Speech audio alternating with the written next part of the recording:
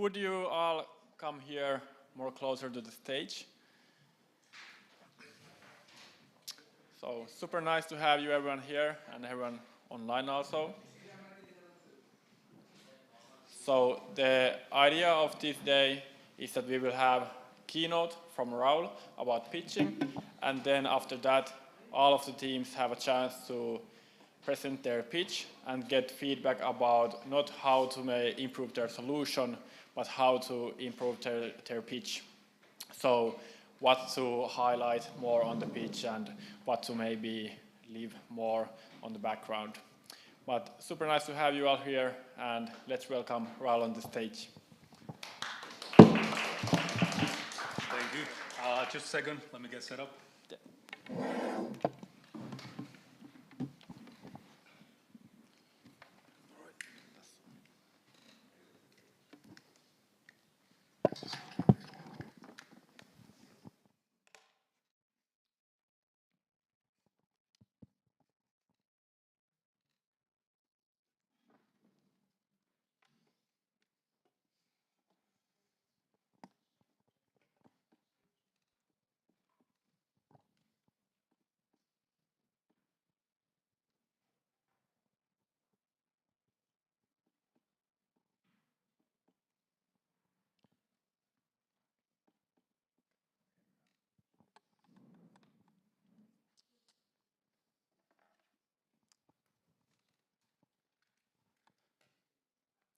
Okay, can everyone hear me?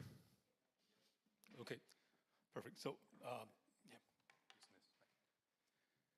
Okay, so thank you for the warm welcome. Hello, everyone. My name is Raul Berlanga. I am a coach for entrepreneurship and team learning at Hubs. Has anyone heard of Hubs? Okay, quite a few hands. Or even seen the logo somewhere, maybe? Okay. Some idea of what we do? Yeah? Stuff related to entrepreneurship, to put it shortly, right?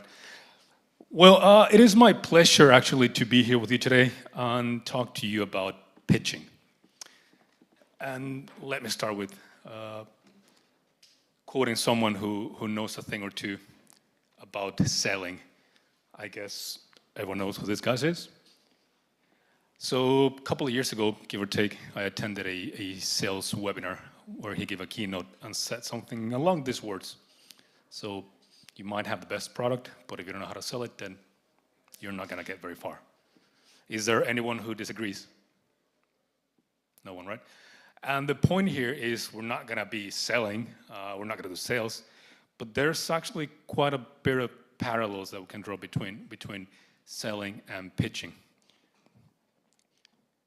So actually, part of my duties as a coach, I do a lot of these pitching workshops and whatnot.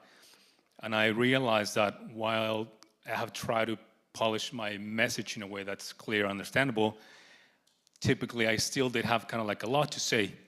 So even if the students understood what I said, maybe at the end of the session it was a bit difficult to get something concrete out of there. So coming into this keynote, if you will, I would rather call it a talk. So if you do have questions, or if I ask questions, please don't hesitate to answer. The idea here is not that there's the right or wrong answer. Rather, I would like to hear what are your preconceptions when it comes to pitching. So like I was saying, so I thought about what about taking my material and turning it into a framework so that the students at the end of the session can have something very concrete, a few things that are written down and then be put into practice. Because otherwise there's kind of the risk of hearing a lot and then not knowing what to act upon, and then most of the message getting lost. So this is actually the very first time that I have this material in this shape as a framework. So feedback is most welcome, positive, constructive. I will appreciate it if it's clear, if it's understandable, if it allows you to get your pitch to a good level. So as you can see, the name of the framework is the Near Perfect Pitch Framework. And this is especially aimed at those people who have little to no knowledge or practice with pitching. So let's get to it. It's divided into five different bits, into five blocks, if you will. And first, we're going to talk about understanding.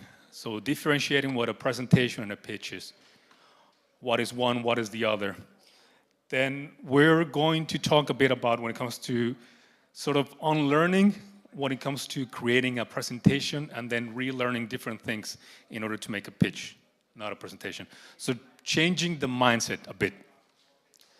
Then in the third block, we're going to talk very clearly about how to structure your pitch, how to get the founding blocks of your pitch. And then the fourth and the fifth part are a bit, it's a collection of own practices, observation, learning from experts, and it's making that pitch very unique, different, so that it's not a generic pitch to the point that you get to the pitching day and everyone is pitching sort of very similar pitches. So how to make your pitch your own, more unique. And then at the end, a bit about performing, being on stage, feeling more comfortable. So with that in mind, let's get to the first part. So understanding what a pitch is. Can anyone please tell me, what do you think is the difference between a presentation and a pitch, in a few words?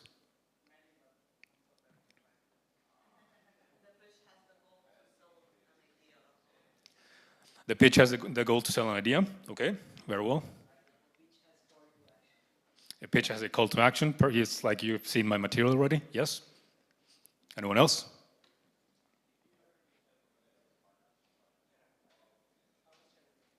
We lost.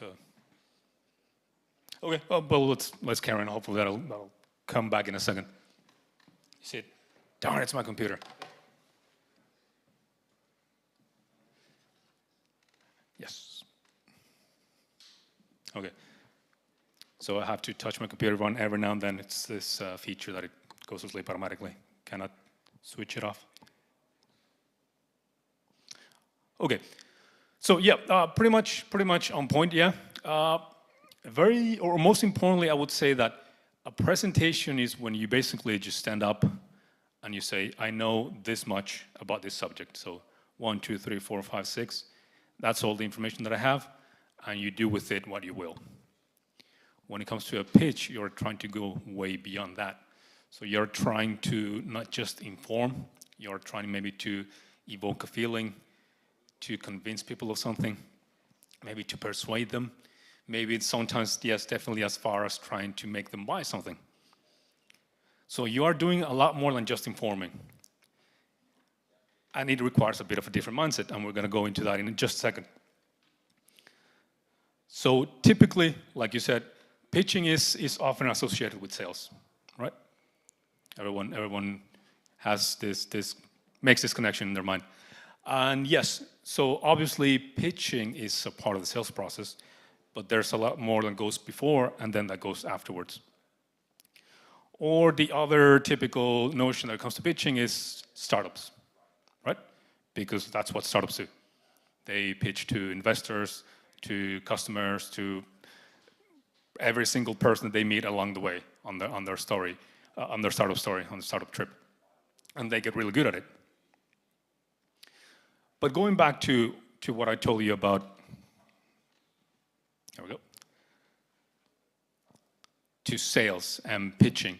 So yes, there's that definite element of knowing how to sell your idea is just as important, or how to sell your product is just as important as having a great product. But in that same sense, I would argue that, especially when it comes to you, having a great idea is amazing, but if you don't know how to communicate the value of that idea, then you're not going to get very far, right? Or does everyone agree with me? Or does anyone disagree? I guess you don't want to disagree with a guy who looks like that. So that's the basic message. So that's why, even if typically pitching or making your pitch comes at the end of the project, it's equally important that you put a lot of time, a lot of thought into it. Because if you don't know how to communicate the value of that idea, then it's not really going to take off. So in that sense, you need to look at pitching not as sales, not as salesmanship, not as selling anything, but rather as storytelling. It's that simple. So it's the process of telling a story where instead of a bad guy and a superhero, you have a problem that you identified, not the project or the problem that you were assigned by a company, but the problem that you understood, that you empathized, that you really got to discover the roots of, and then you have your solution. So that idea, you probably brainstormed, came up with quite a few, at the end selected one, developed it. You might have some level of working prototype, might be more conceptual, might be on paper, but you do have an idea, you do have a solution. So a pitch is basically telling the story of that problem and that solution. And why is storytelling important? Well, scientists argue that our attention span is nowadays smaller than that of a goldfish. So whereas a goldfish can pay attention to something for, I think it's 8.25 seconds, people's attention span nowadays has gone down all the way to 8 seconds. So this is a bit arguable, right? So we do have the ability to focus on certain tasks and certain activities for hours on end. But the way in which we consume information, since we are very overloaded, our brains have developed this coping mechanism of very quickly looking at something and saying, do I need to pay attention? No. How about this? No. How about this? No. Be it social media, be it any news outlet, any place where you get your information, we do make these very quick decisions. So that's why you need to make this pitch into a story that's simple, that's interesting, that's compelling, that will get the attention of people. So that people will say, okay, I need to pay attention to him. I need to pay attention to her. So it's that simple. But, well, we are not really storytellers, are we? Most of us cannot just sit down, write a story, tell it to the world, make it compelling. So this is where we come to this bit of sort of getting into the mindset of telling a story, of creating a pitch and not a presentation. What do you think will get more attention? You standing up and saying, hey, we got a task from this company and now we have developed this idea. We got a very specific task of building a paper airplane. And this is our paper airplane. You fold it in half, fold the tips, fold it again, and that's it. And then it flies this long, right? Or would you rather say, hey, we have created the perfect paper airplane for kids. It's the best paper airplane because it's so easy to fold that even a 5-year-old can do it. And it'll go further than any other paper airplane you've tried, right? So which one do you think will get you more attention?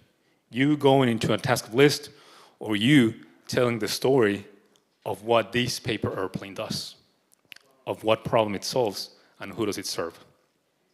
So that is the mindset that you have to get in. It's not a task that you've approached, it's problem and solution. And in order to try to get into that mindset or to help you understand a bit more, has anyone heard of customer value, or do you know what it is?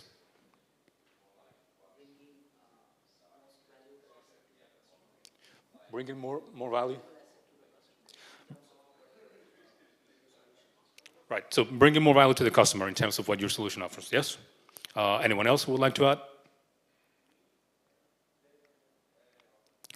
Do you agree on some level on that definition? You are pretty on point. So basically, customer value is what you get in return for what you have to pay. Right?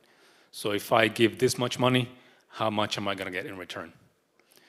And sometimes this can be very simple, very easy to measure. So you can think about, let's say, a B2B software license for a CRM solution, right? Where you go to a company and you say, we charge 25 euros per user per month because we will allow your employees to be 10 times more, or to be 10% more productive. Or we will help you retain your customers by X amount.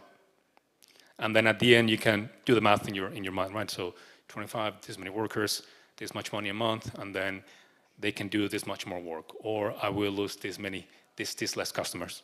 And it's very easy to make a decision, right? But then some other times it's not as easy, it's not as apparent. Case in point, this thing I'm holding in my hand, right? A phone. So when we buy a phone, when some people spend upwards of 1,000 euros on a phone, it's because you can call people, you can text, you can watch movies, you can read ebooks, you can listen to audiobooks, you can take pictures, you can go social media, you can do an infinite amount of activities with this thing, right? I can control my presentation. But then how much value do you assign to each of these activities? It's nearly impossible to say. But at the end of the day, all of these activities put together is going to be, at least for me, worth more than X amount of euros. For you, it's going to be about 500 if that's the phone you buy, and forwards, and so on and so on. But the point here is not to make you think about how much value or what is the cost pricing strategies. When it comes to the pitch, we're not going into that end. It's just to make you understand that when people are looking at your idea, at your solution, it has to offer value. And it's that value that you have to focus on when you're forming your pitch. You are not just informing. Remember that you are trying to do something else. You are trying to incite, to evoke, to transmit an emotion. So let me give you a couple of very silly examples, very oversimplified.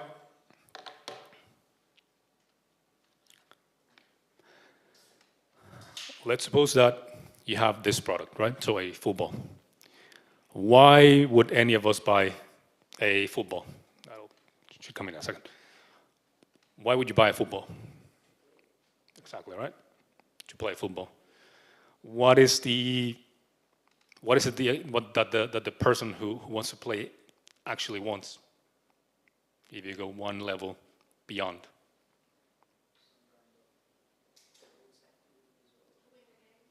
To win a game, to get in shape, right? There's different values to different people. In my case, I argue that it's because it's a father that wants to teach his favorite hobby sport to his son, right? In this scenario, what do you think is the ultimate value for this guy?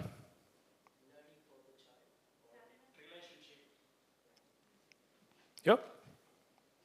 That is how I see it, how I sell it, right? So it's the possibility for you to form a stronger bond with your son or daughter, to teach him your favorite pastime and create memories for a lifetime, right? And it's an oversimplification, and you can have like other ultimate values here on the other end, depending on how you formulate it. But this is the exact mindset that you should take when going into your pitch. When you have a solution that solves a problem, you offer a value to a certain group of people. Focus on what that ultimate value is. That is the mindset. And another simple example, let's do this with a service, something that everyone knows. Food delivery services. When you get your phone out, go to Wolt, Foodora, anything, and you order food, why do you do that? Hungry, save time. In my mind, I'm thinking here, because you're hungry, right? What is it the customer actually wants?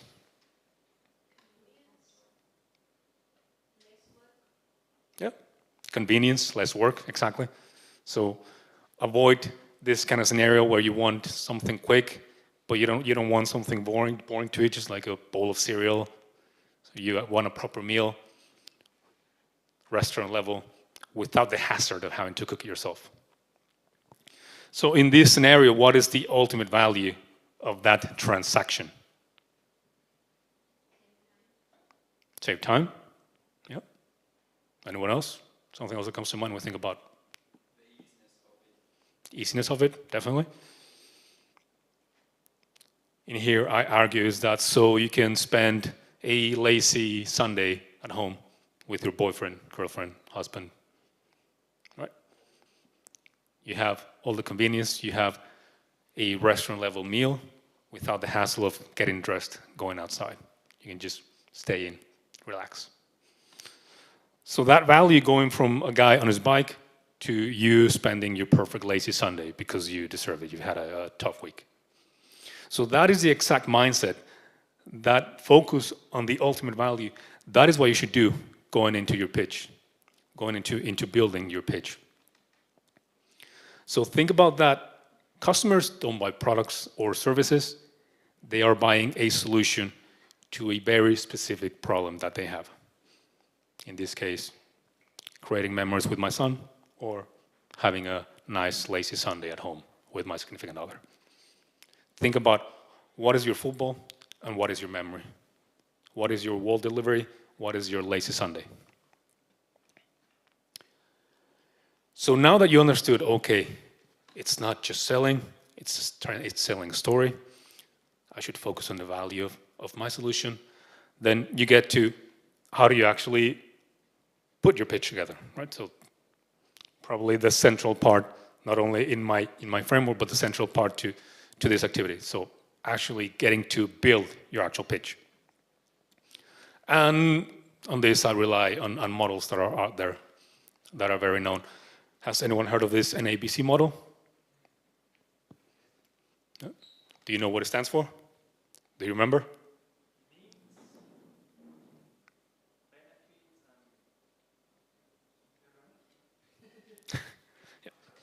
Need, approach, benefits, competition.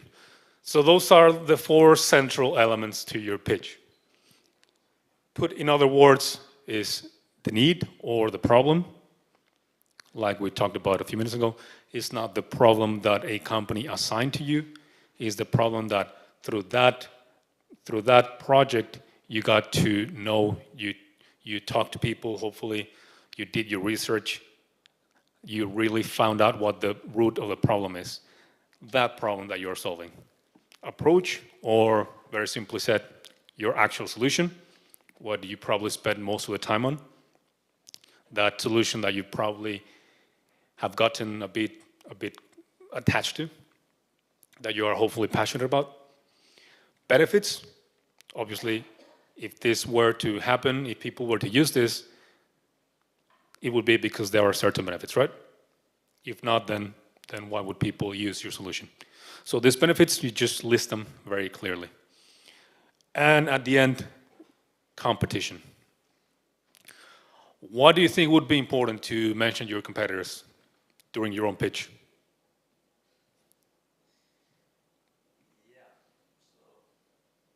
Or anyone else? Right? Yeah, you want to show that you are. Yeah, you want to show that for this particular problem, you are the best. You are the most suitable. Anyone else? That there's a market? Yep.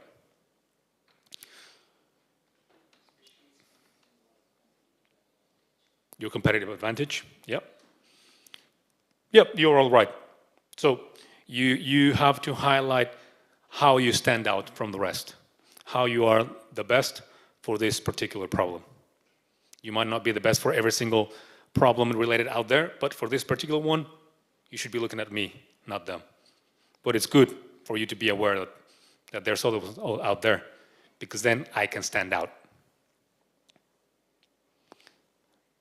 And 2 more elements. So those 4 elements are probably 90% of your pitch. It's the core of it. And then at the beginning and at the end, you have hook and call to action. Someone mentioned here at the beginning, call to action. So hook, it's pretty much anything that will get the attention of the listeners once you get started. It's whatever will get people to put their phone down and say, okay, I need to listen to her. Sounds interesting. It can be a rhetorical question. It can be a question. It can be a statistic. It can be anything. There's really no limitations as to how you get the attention of people. It's typically something that it's related to your project, to your idea, but not necessarily. So not 2 months ago, and Hira there in the back will agree with me, So in Hub's pre-incubator, we had our final demo day a couple months ago here on this very same stage. And one of the students got here, and before he go, or his hook was basically doing this throat singing about the name of his project. So it was loosely related, it was weird, it was unique. Everyone was like, okay, what's up? Everyone, eyes on him. And then after that, 10, 15 seconds of throat singing about his project, he started. And by that point, all eyes were on him. Everyone's attention was on him. So a hook is anything with no limitations that will get you the attention of people. So you think about what that is. I mentioned that it can be a question. So you can very well choose to start with, okay, raise your hand, whoever has. That's very good. But keep in mind that it's the most typical way to start a pitch.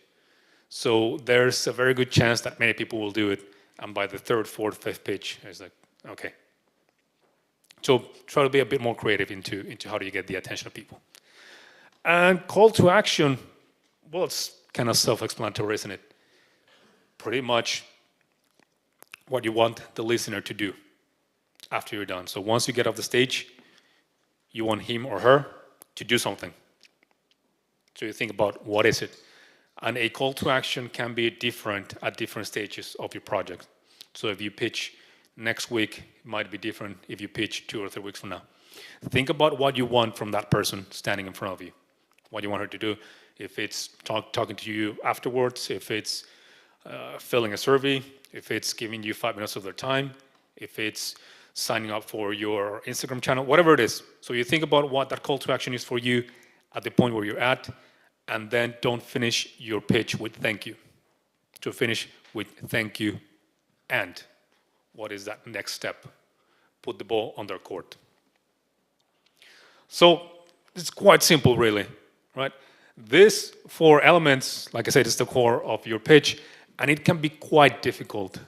So when you do get started, and if you're feeling a bit flustered, it's like, how do I? Don't worry, it's totally fine. So just push through that, and eventually you'll see that you will find the right elements. And then hook and call to action. Take a bit of time, be creative, and then have that attention grabber and have that strong closing.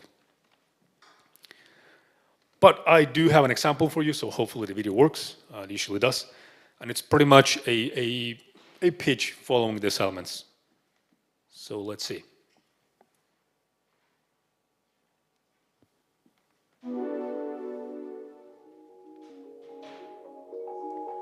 According to the study, nearly 90% of the students informed that the main source of stress is education, and I'm one of them. Hi, my name is Jenni Virta, and today I'm here to talk to you about Novi, the smart assistant. This girl, huh? Did she get your attention or what? But please, carry on. So, we all have been there. The last few months have been different. Studying multiple ways has its advances and disadvantages. As students try to balance between remote work and face-to-face studying, the school as the source of stress is more significant than ever before. Talking to students, 3 problems have been found the most: lack of motivation, poor time management skills, and lack of peer support. And just imagine balancing school and... Sorry. You see, what Jenni clearly did here was explain the problem so that you, the listener, can relate and think, is this relevant to me? Please, you're doing a great job. So, like I was saying, introducing Novi, the smart study buddy assistant. This is the application that knows your courses and gives you useful material. It learns from your habits and notifies you at the right time for you to start practicing for your presentation that you have been posted. Don't blurt out all at once. Take your time, build up to it. This is the unveiling of your grand solution. So, having Novi is like having a buddy that truly knows and understands you. It's a buddy that finds the right place for you to stay motivated, actually learn, and get validation from your peers. And more to that, manage your time more efficiently. This part is pretty obvious. After Jenny explains the problem and how she solves it, she clearly outlines all of the benefits of this solution. Like I was doing. So, Novi is not just a calendar or learning platform like Moodle or communication platform like Teams. It's a tool that fills out the gaps between Last time, I swear. You see, you have to mention your competitors, and if possible, by name, because this allows you to stand out and focus on your own strengths. So, just sign up. I didn't expect that. But, well, once you are done with your pitch, you want the listener to follow through with something very concrete. But there you have it. 6 very simple elements that, when put together, form a pitch. The hook, the attention grabber. Need, the problem you're solving. Approach, the particular way in which you solve it. Benefits, very clearly outlined. And competition, if possible, by name. And last but not least, call to action, the follow-through that you want the listener to do. 6 very simple elements that, when put together, form a beautiful pitch. 6 simple elements that, when put together, form a story.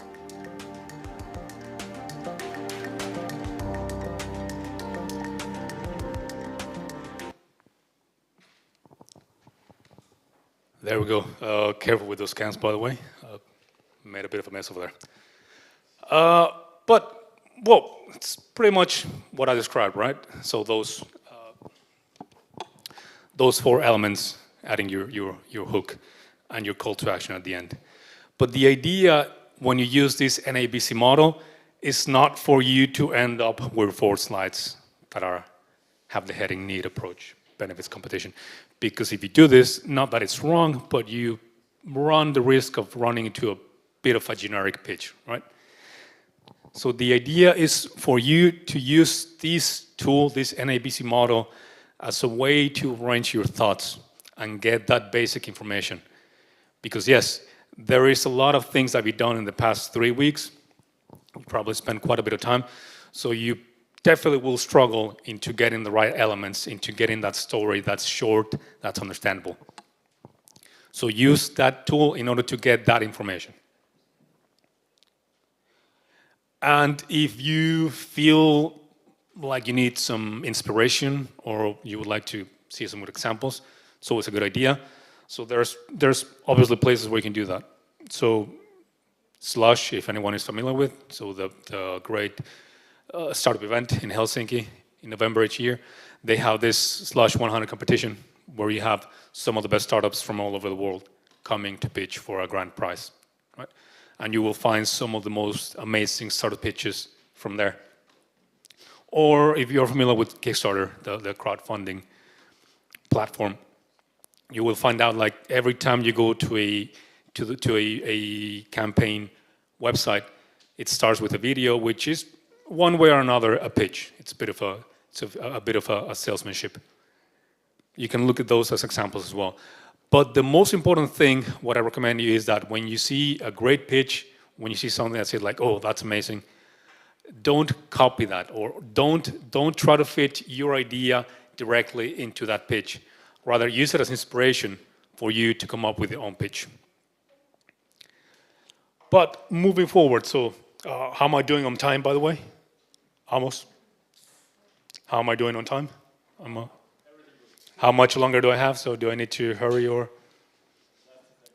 do I still have your attention, or are you getting bored? Yeah, all right, I see some mildly like, all right, let's try to push through. So the last 2 elements, so the first 3, it's basically how to make your pitch, like I said. Then with this next part, just some bits of advice into how to make your pitch more unique. So stand out a bit, avoid a generic pitch. So just a few tips, nothing out of the ordinary, quite simple things, but things for you to definitely keep in mind. So, all right. Oh yeah, I'm not gonna be here that long. So first is know your audience. So, do you know who you're pitching to? Do you know who's going to be in the audience? Yeah. You do? Who is it? Business people. All right? So business people, students, other stakeholders. That's great. And you should always find out who you're pitching to, because part of building a pitch that's compelling is knowing who you're pitching to and building a message that's compelling for them. So if you know, that's great. If not, then you should always ask who's going to be there and try to make your message compelling to them. Less is more. And I have two angles to this. So firstly, it's your visuals. So when it comes to your slides, less is more. This means little to no text, focus on images, videos, anything else that is visual. So when you're there on stage, what you actually want is for people to pay attention to you, not your slides. If you end up with slides that look like this, you know what's going to happen? Nobody what? Yeah. Or people either read or pay attention to you. Exactly. I mean, they will miss something important. So I think you will agree, I tend to, if I see a slide that has a lot of text, I tend to immediately start reading. And there's a bit of disconnection between what I'm reading and then what the guy's telling, the guy or the girl is telling. So you always run a risk. A lot of people are this way. So when they see a lot of text, that we immediately start reading. And at that point, it's game over because you will lose their attention, you will lose their focus. They might, from that point on, they might not connect what you are saying with what they are seeing. So if at any point when you're making your slides, you come up with this kind of slide, then remember that it's a big no. So focus on the visuals. Focus or remember that your material is there behind you to support your message. It's not there to tell the story for you. It's just helping you reinforce that story. I try to have here mostly images. I do have a couple of slides, 2 or 3 slides where I had some text. And then what I try to do is basically either give you a few seconds to read through it and then say it out loud again. So for instance, when I started with a quote by Peter Westerbacka, I gave you a few seconds to read it. I tried to put that quote as little as possible. And then I basically said it again out loud right afterwards. So that if you are reading, if you are listening to me, the message gets across. So I'm not saying don't do text, but be very aware that people will start reading and that you run at risk of them not following, not paying attention. 125 to 150 words per minute. So that is the rate at which we speak, give or take, depending on your personality, on whether you're speaking your mother language or a second language. So for you to do these 3-minute pitches in a week from now, it means that you're going to be saying about 400 words, right? So you think about 400 words for a project that you spent a month on, it's not a lot, is it? So you do really need to choose those words carefully. You do need to make that message very simple. And you might think 3 minutes to talk about my project is impossible, but you will be surprised once you get things narrowed down, it's actually quite possible to have a message that's simple, that's compelling, that's understandable, that gets across in 3 minutes or even less. And remember the importance of taking a second off, making a pause. So just because you could speak 500 words in 3 minutes doesn't mean you should. If you're just trying to say as much as you possibly can in 3 minutes, then again, why are you in a rush? Why couldn't you narrow it down to 400 words, to 300 words? So taking a pause can be quite important because it allows the listener to really assimilate the information, to really understand what you're saying. So don't feel like you have to rush and I need to get my 400 words out there. No, take your time, practice, get the message across. And 400 words will be more than enough, trust me. Yes, please.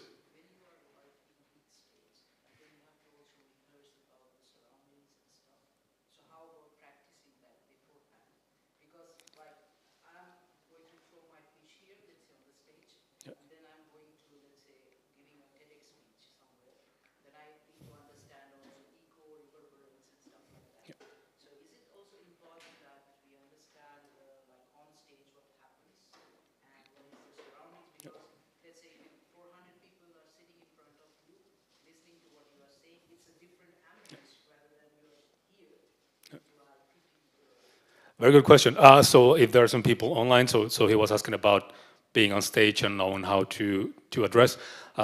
Yes, we will address that in the last bit. But if I don't answer your question entirely, then please ask again. But great question. And does everyone know what a persona is? If not, then you can see very similar as to when you start understanding the problem, doing your research, talking to people. A persona is a fictional character based on these people that you talk to. That represents or encompasses this certain group, your potential users, right? So sometimes it might be the case that you are doing, you have a project that might be very technical, very difficult to explain in simple terms to people that are not familiar with technology. And you think, how can I make this simple?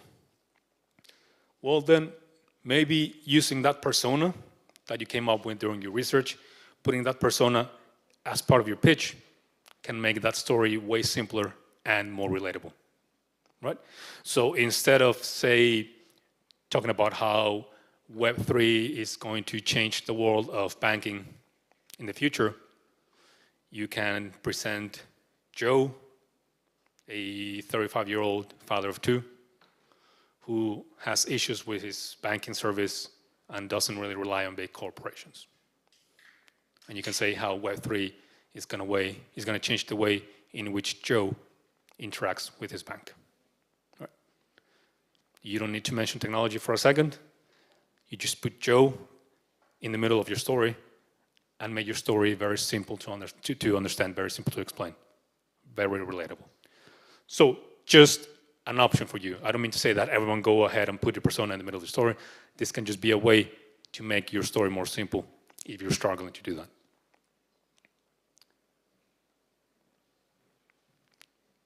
Again, making things simple.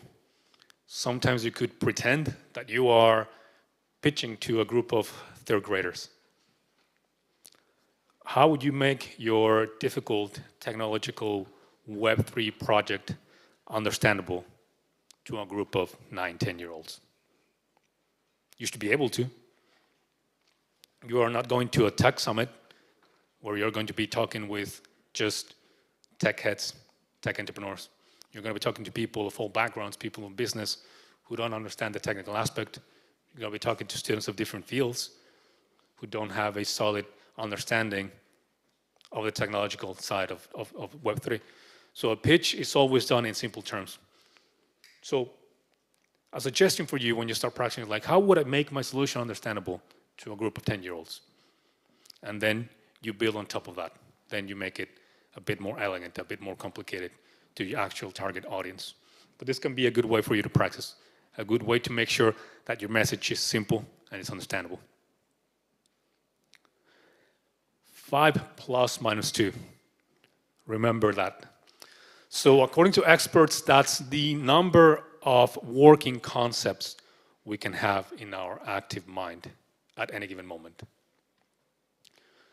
So if you start talking about different things, lots of different concepts, you will get people a bit lost. So it's 5 plus minus 2, meaning 3 to 7. And for most of us, the amount of different concepts that we can have in our working mind tends to go on the lower end, so on 3. Don't try to push it to 7. So when you build your pitch, think about 3, 4 central elements to it. 3 or 4 pieces of this puzzle that you're putting together in front of the listener. And last but not least, when it comes to making your pitch unique, is be creative and be resourceful when it comes to presenting your actual solution. Do you have a paper prototype? Do you have a mock-up? Do you have a level of working app? Do you have something? Anything. There is no limitations when it comes to presenting the actual solution. There is no one saying that you should have nothing but slides in your pitch. So if you have something, showcase it. Be creative. have a couple of your teammates do a little skit there in the stage. Whatever will professionally and objectively present your solution, then go nuts. There are no limitations. And the last bit of the framework, so performing or being on stage. And hopefully I will answer your question, then if not, please feel free to ask again. So this last section is just, again, a collection of advice from own experience, from observation, from learning from experts on performing, on how to feel more comfortable on stage, how to be more natural, and how to get your message across all right.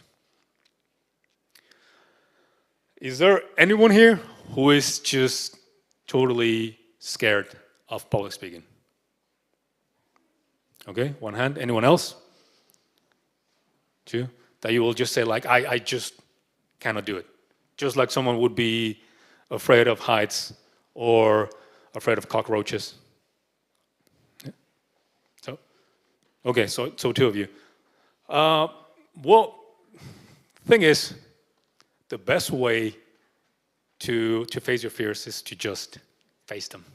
Is to just talk in public. Is to just go ahead and do it.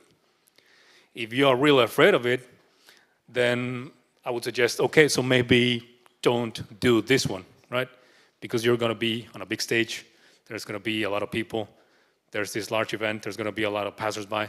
So it's definitely a added level of pressure. So maybe you can tell someone in your group, like, can you please take the bullet on this one? But then I would really advise next time, even in a lecture or in a class, when there's a presentation, then do it. So next opportunity that you feels big enough, then take a step. Go for it. Because otherwise, you will not get good at speaking in public. And let me just add, you know that physiological reaction our bodies have when you're scared, when you have anxiety? Your pupils dilate, you get sweaty palms, your heart starts racing, you can feel it coming out of your chest. Those physiological reactions that you feel with fear are the exact same physiological reactions that our body has when we are excited. So try to take that information and try to think, how can I turn that anxiety and that fear into excitement? How can I use this deterrent as a weapon at becoming better in public speaking? Obviously, it's not that easy, but information is knowledge, and having those tools can help you get closer to that goal. Another one, very typical. Anyone here who's afraid of, oh, but what if I forget something? Yeah, quite a few hands. And it's a very natural reaction. Right? What do you think could be the best way for you not to forget your 3-minute pitch? Yeah, some small notes. That is totally fine, as long as you don't read the entire time. Having some notes, having some bullet points. Anyone else? Be confident with improvising. Be confident with improvising. Great tip. Maybe that requires a bit of more kind of like an advance or a bit more practice. There you go. So you create your own excitement and let it carry you through. Yes. Perfect. I like that.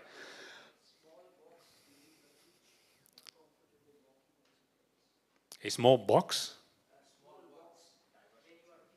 Oh, small words, yeah. Small type of box that makes you relax. Okay, yeah. So you mean kind of like walking from one pace to the other? Yeah, not too much, but kind of relaxed when you are focusing on the slides. Yeah, very good. I actually have a bit on that in a couple of slides, so definitely. But let me ask you, if you forget something, who's going to know? Yeah. Do I know your material? Do the business people attending the event know your material? No one knows, right? And trust me, even with the smallest amount of practice, if you have your pitch and you practice it a few times, you will learn the most important aspects from it. So even in the case that you do forget something, it'll be something minor. it'll be something unimportant. It'll be something that is not going to be the central element of your pitch, just by practicing a couple of times. So I would not recommend for you to learn your speech by heart. If you want to do that, go ahead. But then you run the risk of getting to the point like you forget your next word, and then you freeze. And you're like, oh shit. Whereas if you learn your material, you have good slides, you know what you have to talk about, then you will be comfortable to just go through because you know what you have to say. If you practice your pitch, you know what you have to say. You know you will stay within the 3-minute period.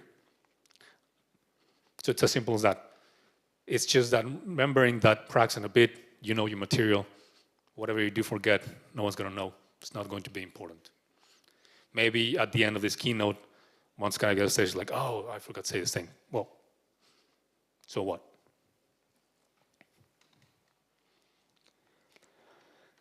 And when it comes to trying to get over that fear, someone in the back said it very well, that excitement, right?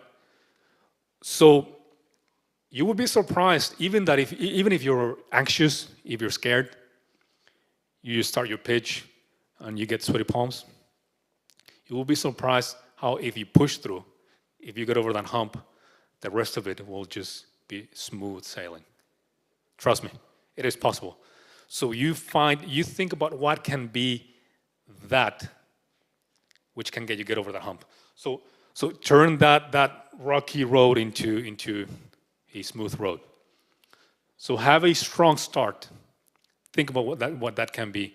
You can think, okay, I will learn the first 3 sentences of my pitch by heart so that I can have like a very strong start. And after that, I will feel more confident and it'll just be downhill from there. Or like you said, you can pump yourself up. You can get on stage and be like, woo, all right, what's going on? If that's your style. Once you get that confidence yourself, then the rest of the pitch is going to be super simple. You'll be surprised. You won't even be scared. You'll actually be excited. You can think of, okay, I will have my teammate come and stand next to me for the first 15 seconds, and then at some point he'll give me a tap on the back, and then at that point I will be super confident, and you'll carry with the rest of your pitch. And trust me, it helps. Whatever it is, that thing to help you get over the hump, the rest of your pitch is super smooth, super easy, super fun, to be honest. So it is possible. So start thinking about what can be that one element that can get me over the hump and get me the rest of the pitch to go through very, very smoothly. Warm up.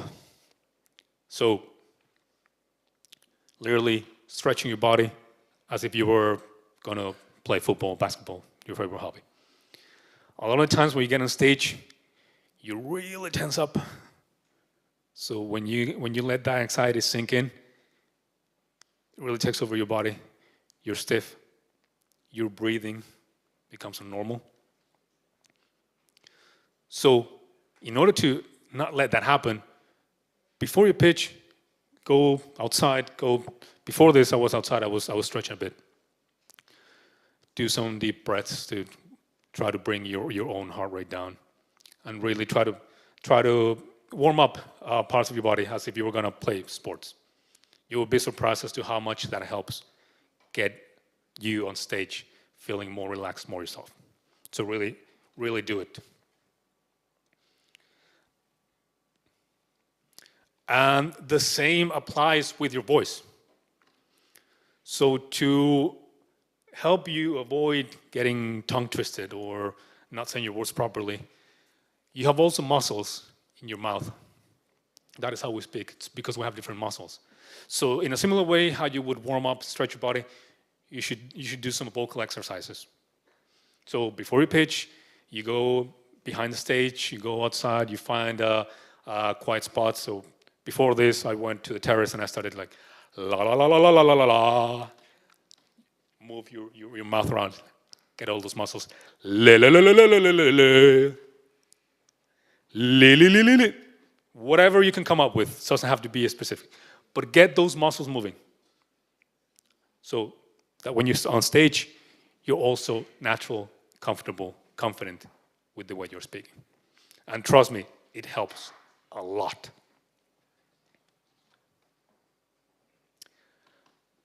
Body language, really important. What would you think if I was up here on stage, I had my hand or my hands in my pocket? Not worried? You don't look as confident. I don't look as confident yet? Or I maybe look as I don't care. Yeah. Maybe sometimes it can work, but if I do this throughout my entire keynote, it's kind of like, whatever, take it or leave it. Right? What if I do this? You're not afraid of us. I'm afraid of you. I'm protecting myself, right? I'm not letting you through. And at the same time, I'm not connecting with you. So your body language is really important. And similarly, once you get your body loose, once you warm up, just try to keep a natural stance. Right? And this is something that you develop with practice. So even if during your first pitch you feel a bit silly or you feel like something's gonna go well, don't worry. Usually it's the case for most of us. First times looks horrible, don't do very well. I remember several years ago when I was studying in a project not too different to this BRiDG where you're doing just longer. I pitched our team's final solution and I thought it went great. And then one of my teammates recorded me, and the whole time I'm doing this, pacing around. And it's like, it didn't go as well as I thought. So find whatever stance you feel comfortable, you feel open, and do that. And if it doesn't come perfect, don't worry. With practice, you'll get it. One tip that can help you with that, into being open, being relaxed, and engaging with the audience, is having, or you, before you get on stage, figuring out 2 points where you stand, and 3 points to look at in the audience. And the second one can be particularly useful when you are in a large place where there's a large audience. This is not the case, so I've been looking at most of you because it's easy. But if you are on a taller stage and there's a lot of people, you cannot. So before you get on stage, you think, okay, so I'm gonna look at you, I'm gonna look at you, and I'm gonna look at you. And during your pitch, you switch between this and this. And then I switch between talking to you, and then maybe at some point I get to my next slide, and then I talk to you a bit, look you in the eyes, before I look at her. And then I continue, change my slide, and then I go back to you, back to my other spot. And then you flow between spot 1, spot 2, and between listener 1, 2, and 3. And as to how long do I look at each one, trust your instinct. But obviously you don't want to stare too long, right? Because it starts to get a bit awkward. For you at least, maybe also for me, if I keep on my pitch, and then I move to my next point, and I'm still looking at you, and we're locked in. It's kind of awkward, isn't it? Yeah. So obviously, there's no rule as to how long. Just trust your instinct. And this can be a great point to get started. So here, this is a small stage, so I didn't have the problem, and it's not a large audience, so it was easy to change my gaze between most of you. But especially when you're getting started, these 2 and 3, trust me, it'll help you. So just before you get on stage, you think, okay, here, there. Emotions. You yourself said it, excitement. You start really strong, and then you let it carry you through. If that is your way to pitch, go for it. If that is part of your personality, go for it. Let it do the work for you. Depending on your topic, you also might want to think, what kind of emotion do you want to transmit? But you've been working on this quite a bit, right? So I'm guessing that you put quite a bit of time into this project. So you are attached on some level. Hopefully you are excited about this idea you've been working on, what you've come up with. You're proud. So it's okay to let that show during your pitch. There is no reason for you to be completely somber, completely serious for the entire 3 minutes. Let that emotion carry you through. Let that emotion take over. Do try to direct your emotion more towards the problem you are solving than your actual solution. Show that emotion toward that problem so that the audience can then feel that emotion towards your solution. And it's okay. And the reason why emotions are so important is because people are more likely to remember how you made them feel. They will eventually forget what you said, but they are more likely to remember how you made them feel. So emotions do play a big role in there. So don't be afraid to show them. Be yourself. Have you thought about what kind of person I am? Am I someone who's really outgoing, really loud? Am I someone who's more sort of quiet, a bit inwards maybe? It's totally fine. So whenever you're on stage, you shouldn't try to dramatically change who you are as a person, because then it might come across as fake or not authentic. Is there anyone here who has some theater training, acting experience? No one, right? So it's very unlikely if I am a very shy, quiet person, and then I want to come on stage and be super loud, super excited, it's most likely not going to come across very authentic. People are going to realize that if when you're on stage, you're awfully quiet, and then you get on stage, and then you try to be loud, most likely people are going to realize, especially once you get off stage and they start talking, like, hey, what happened to all the cheeriness, right? So when you are on stage, you should just be yourself. You can look at other speakers. You can say like, oh, maybe I would like to integrate that a bit more into my on-stage persona. Then try to do that. But do not try to be someone else entirely, because we don't have the training in acting to be able to do that, to be a different person on stage and then be ourselves. So it's okay to be natural, it's okay to be yourself.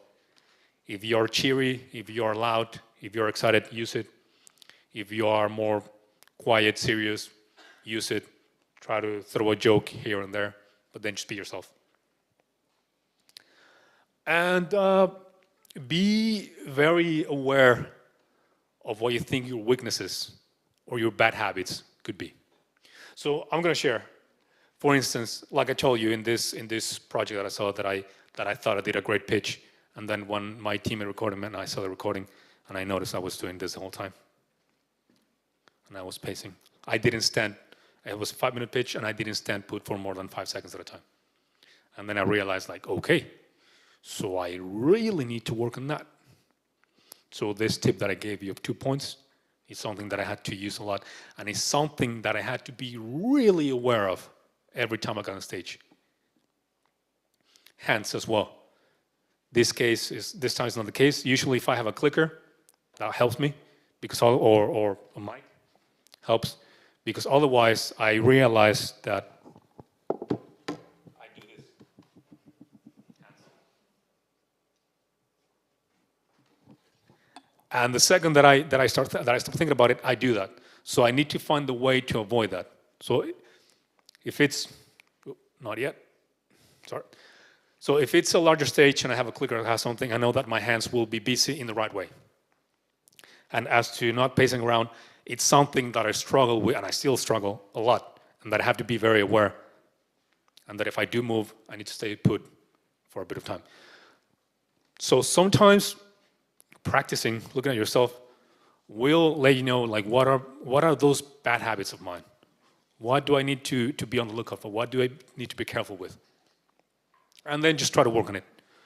And do be compassionate with yourself. If you mess up or if you do it, it's okay. Just be aware that you have to work on it, and that through practice you will get it. It's fine. And a couple more things. So be good, do good, do your thing. If you can read the text down there. So what I mean by this is, I know that I give you a lot, but the most important thing is for you to make a pitch that feels comfortable to you, that feels like yourself. So take as much or as little of what I've given you, and then do a pitch that feels comfortable. So if you want to completely ignore me, that's fine, but don't do it for the sake of ignoring me. Then look at something else, someone else, and how do you have that pitch. Turn it. Yep. So just do a pitch that feels comfortable, so that during those 3 minutes, you'll be just nice, relaxed, comfortable, having a conversation with a lot of people in front of you, instead of being very awkward and they're like, oh, I'm trying to do this, but this is not me. So don't overcomplicate it. Keep it simple. And well, last but not least, even though yes, you're going to be on a big stage, and there's going to be a lot of people, and there's going to be other students, and there's going to be some business people and some other professionals, I bet that they are all there just looking to see what you have to show, what you have to say. So they are there kind of cheering for you. There's no one there to criticize you. It's like, oh my God, did you see how she did that? Did you see how it did? There's none of that. So there's people there who want to genuinely listen to you, learn a thing or two about Web3, and the exciting world of possibilities that it unlocks and what you might have to offer. So really, people are there to listen, to cheer on you. So everyone there is on your side. But I know that I've given you a lot to think about, and I would like to do a very short recap. So what have I been saying for the past, I don't even know how long. So the framework, so 5 elements. And what I want you to keep in mind, or what I want you to take home with you, is to first understand that you are not presenting. You are telling a story in order to evoke a feeling, an emotion, convince of something. Think about what that is. When you got into the mindset of a pitch, so think about what is your football and what is your father-son bond? What is your memory? When it comes to the structure, very simple. So start figuring out the elements, and this is what's going to eat most of your time. So getting those NABC elements, your hook and your call to action. So do put some thought into that, do put some time into that, even though you are against the clock, but give it some time. And then when it comes to the tips that I gave you on standing out, making your pitch unique, and performing, so take 2 or 3 tips, especially if you're a beginner when it comes to pitching. Don't feel the pressure to, oh my God, have to be perfect right off the bat. No. Pitching and public speaking is a skill that can be learned by everyone. Trust me.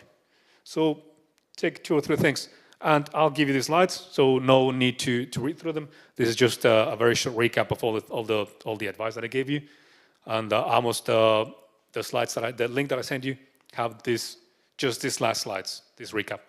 So maybe from these things, choose 2 or 3 that you really want to focus and practice, get really good at. And similarly, when it comes to performing. So from all the tips that I gave you that's related to performing, this is all of them, no need to read.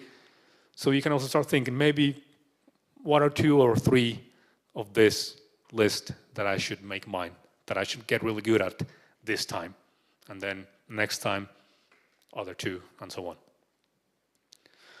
But the most important bit of advice that I can give you is simply to practice. If you don't practice, you're not going to know if your message is simple, understandable. So if you don't ask a friend of yours for 15 minutes of the time so you can pitch, you can practice, how are you going to know? If you don't pitch to your teammates, how are you going to know what you are doing wrong? If you don't record yourself pitching, practicing, how are you going to know what you should improve when it comes to your presentation skills? So however good or bad your starting point is, you can get infinitely better by just practicing. Trust me. You will notice such a big difference when you have your 3-minute pitch. You do it 2 or 3 times, it's not going to take you more than half an hour. And it's going to be immediately 1,000 times better. So from everything that I've told you today, the most important thing you should keep in mind is just to practice. And that is it from me. So thank you very much for your time. I'm hoping you're not bored. And well, feel free to connect with me on LinkedIn. You should find me with my name. But thank you.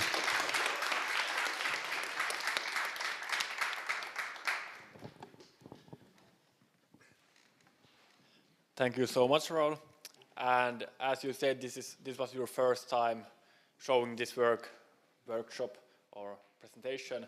I would like to ask if anyone has some feedback, as you asked that you would like to get one. Any feedback? I think by pitching, this was an excellent pitch itself, teaching, so thank you so much, I appreciate it. I'm looking forward to seeing you more here and there. Thank you. I think about the pitch was really good. What do you think about pitching through video animation? Is it always that you have to go on the stage and pitch it in person, or can you also do it in the form of video? And which are the benefits? Is it bad to do it on video or animation? You mean your entire pitch? Yeah, because you can get avoiding the errors you might have or the peers or anything like that. So, what's your opinion on that? My personal opinion is I wouldn't make my entire pitch a video, because what you are looking for is, in addition from presenting, so I don't know if there's people online. So in addition to presenting and evoking that emotion and this and that, you are trying to make a connection. And by just going there, clicking play, and then stepping off stage, you're not going to achieve that. So yes, it can be very tempting to say, I can do this video because I can practice, or I can shoot this video in parts and I can make it perfect. I'm not saying don't do it. I personally wouldn't do it. What you could do is definitely part of your pitch could be a small video, right? So if you have 3 minutes, maybe a 30-second clip, a 40-second clip, if you feel that would allow you to make a very strong impact, then why not? But then you should be very aware of any possible technical mishaps. Another question, as you showed before the Kickstarter, for example, there is only videos and there is only presentation. So in basic, where you find funding or when you try to find people to fund your company, there is no one in person to talk about the idea. So in what I learned in my previous history, one photo video, there's more than 1,000 words. So in that sense, I see a lot of benefits in video and photo. Definitely. So he was saying about, for instance, Kickstarter is basically a video, right? Well, that's the platform that Kickstarter is, right? But it's not uncommon to in this Kickstarter campaigns, in these videos, that you will see kind of like a pitch that is very nicely done, recorded, even with from a professional studio. But then sometimes, and very often, at the end of it, you'll see the founder once that video ends, and then him talking to the camera, right? Because in Kickstarter, it's over online, so you don't have the possibility to talk to people directly. But they are still trying to, even through a video, create that engagement, because you don't have the chance to talk to people. So yes, obviously, when in that particular case, when it comes to Kickstarter, there's that limitation, which means you really have to put a lot of effort on that video. But a lot of founders do that. So at the end of their video, they talk to the camera. So they are still, in one way or lesser way, they're still trying to create a bit of a connection and trying to put a face to the product, right? So yeah, think about it. Obviously, it's your pitch, it's your project. If you feel more comfortable that way, then make a video that's awesome, that's engaging. Maybe still do take a bit of time to present yourself, to engage, to talk, to try to create that tiny bit of connection with the audience. But like I said, so you do a pitch that feels comfortable to you, that you say like, I want to do this. One more opinion, one more question. If you would have only video pitching, would you present yourself in the beginning or in the end or the both? Would you say, hello, this is our project, this is our video, this is our project, and then thank you for that? Yeah. Or how would you do it personally? So he was asking, so how would you present yourself at the beginning or at the end? I would most likely do it at the beginning. So a way in which can be done typically, not that's the only way, is that you can start with your hook, get the attention, and then at that point, hey, my name is Raul Berlanga, and our project is X, Y, Z. But then again, it's not that's the only way to do it. Typically, when it comes to startups, the pitcher will present himself or herself, do the pitch, and then towards the end, it's very typical to present the team, because investors are really interested in seeing what's the know-how, what's the expertise in the team. So at the end, it's like, and we have this person who does it, we have this person who does that. Again, it's entirely up to you. You yourself as the pitcher, as the person on the stage, I would probably present myself, if not my very first words, still at the beginning of the pitch. Any other feedback? Yes.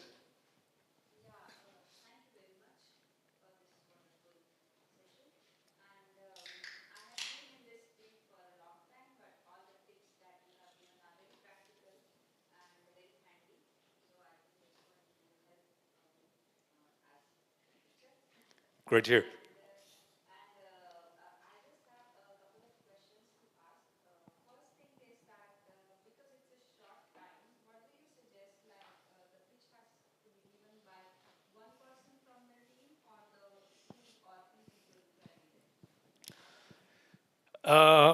Good question. So she was asking about if it's such a short pitch, should it be one person or more?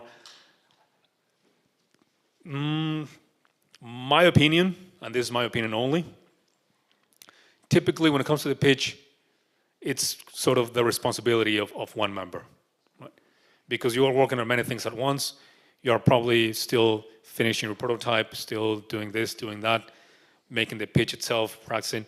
So it might be a better use of everyone's times if you say, okay, so you do the pitch, and that's it. If you feel that you want to have more than one person, that's totally fine. But do practice those transitions very well, because 3 minutes is very little. And if you get lost into the, Pekka, your turn. So you already lost 5 seconds. So do practice those transitions very well, so that you know that when I say this, and then the other slide goes on, the other person comes on. That's it. And just one more question. It's like when you are pitching as a startup, or like you are pitching a certain solution, then can you bring in your earlier experience related to that challenge into that pitch? Would you? I mean, I would like to, but I don't know like how it looks like. There's nothing wrong with it. As long as you make a story that makes sense as to why are you mentioning this. If it's relevant in the context of us understanding better, if it helps, why not? Okay. Thank you. Yeah, no worries. Like I said, so there is no limitations, and you can always be creative as to how you make your pitch. So. Anything else? Yeah. Should my pitch video actually contain all the available options? Like, for example, if I say, suppose I am pitching for food delivery system. So I am just promoting what is the usefulness of food delivery. So in that pitching video, I have used like Volt, but there is also other options like Foodora or some other applications. So should my pitching video also cover those other options, or can I focus only one? Because I'm not promoting Volt or Foodora, I'm just promoting the usefulness of food delivery system. There will be some people who may ask, I need to download Volt again because I use Foodora. So my question is, do I have to answer those questions too, that you can use Foodora no problem, but I'm just promoting its usefulness and using Volt as an example? So do we have people online, by the way? So he was asking if you are, for instance, promoting food delivery services, should you mention Wolt or Foodora or both? Let me ask you, what would make it simpler to explain? Clearer? My questions are something like... No, your pitch. So if your pitch is about food delivery systems. There are available apps, something I can say without mentioning any particular name. You could. If you find the proper images to explain it that way, because nowadays most people know what food delivery is, right? So most people are aware of, and they will, without you even saying it, they will put a name to the service, right? They will immediately in their mind say, oh yeah, Wolt. Oh, Fedora. And you don't even have to say it. There is no right and wrong. Just think instead of what will make it easier and more understandable. I think I have something to add here. Yep. It's when you are already pitching an idea of food delivery system, you are talking about competitors, right? So competitors are something that you already mentioned. When you are pitching, let's say you are both and you are pitching for food delivery systems. So you have to explain like what competitive advantage you have. That's what you are pitching for, right? So Yeah, I was going to add in that there is some features obviously that is better than Fedora, and there is always some features that is better than both in Fedora. So do I need to bring up these comparisons at all? Because I just want to introduce examples so that people can understand, and without saying any like there is application every time. I'm just using a name. Can I do something like that? Of course, then you definitely create your visuals in a way that it just carries the whole way through your pitch with that nameless food delivery system. If you make it simpler, you don't need to put the names in there. But then, if that is your actual service, your actual service as such, then at some point you will run into the competition bit, right? And then at that point, you do need to mention Walt, Fedora, so in that bit, because you're getting to the part that I need to differentiate how am I better than them. Yeah, so, hopefully that helps clarify your doubt. Or, yeah, we can talk. Yeah, and we can talk a bit later as well. Okay, last feedback. Okay, we are running on tight on the schedule, so I will give it. I think so. It was super insightful. Like, I'm amazed, like how, like almost 1.5 hours, you still like, you had, like, you didn't have any notes or anything, and all the things. I was like, many times I was like, yo, that really makes sense, and like there was so many good points that I at least will take in my next pitches. So thank you for that. And now everyone, we will start the pitching around like maybe 5 past 6. Now you have a little bit of break. You can gather up with your team. What I want you to do is that you send your pitch deck or demo, anything you are going to present, send it to me on email so I can share it from my computer, so we don't have to hassle with the computers on that.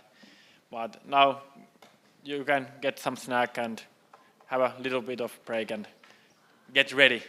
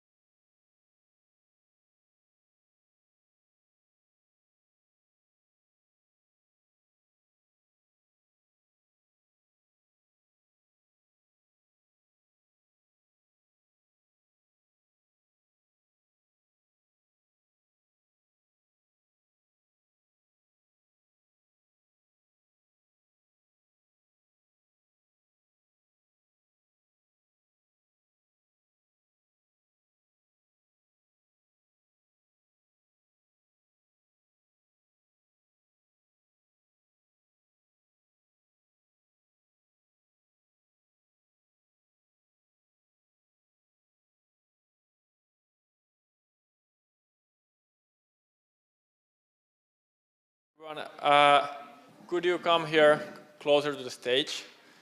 And sorry for the wait for the jury members also. Some of the teams are a bit earlier with their pitches, but I think so this is super valuable for them to have a chance to get feedback for the pitch. So I hope that they are still presenting their pitches. We will now start with Tutori, and welcome.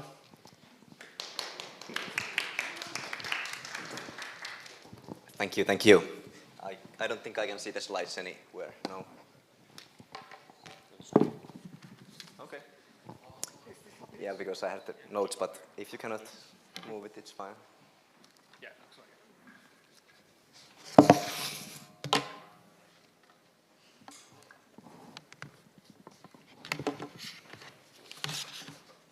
Good.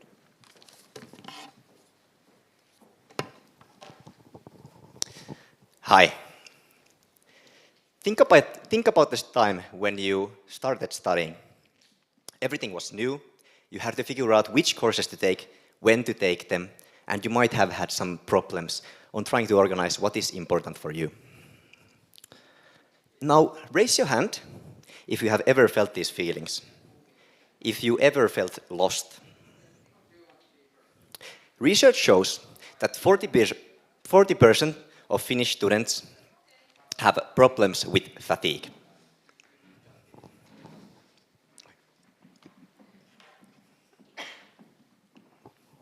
This is why we present to you now Tutori, your personal AI mentor for the studies. Tutori will help you find your dream career based on your personal preferences and your personal needs, your personal passion. Tutori will create a personalized study plan for you alongside with you.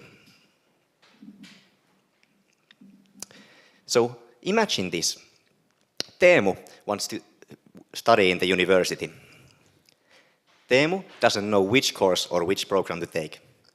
Teemu will talk with Tutori, and they will find out together what is Teemu's passion. So Teemu gets into the university, but he feels problems with physics course.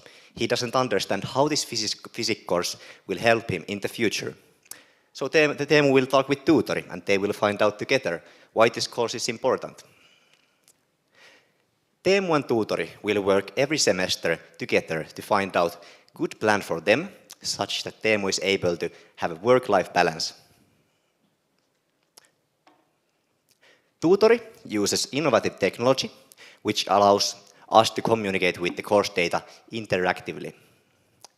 Tutori is powered by ChatGPT, and we have innovative structure that we can insert any kind of text data, course descriptions, or some course content, for example. Tutori can be used from any device, not only from phone or not only from web interface. AI is advancing faster than ever, and we have the capability now to use it in bigger scale than ever. With our background in building chatbots and having chatbot experience, we are able to make this happen from science fiction to reality. Our team has the capabilities as I'm a data scientist, and Laudes is biomedical engineering, and we have been working on this problem. If no student is the same, why should the studying path be? Let's create the future for the students, a better student generation together. Thank you.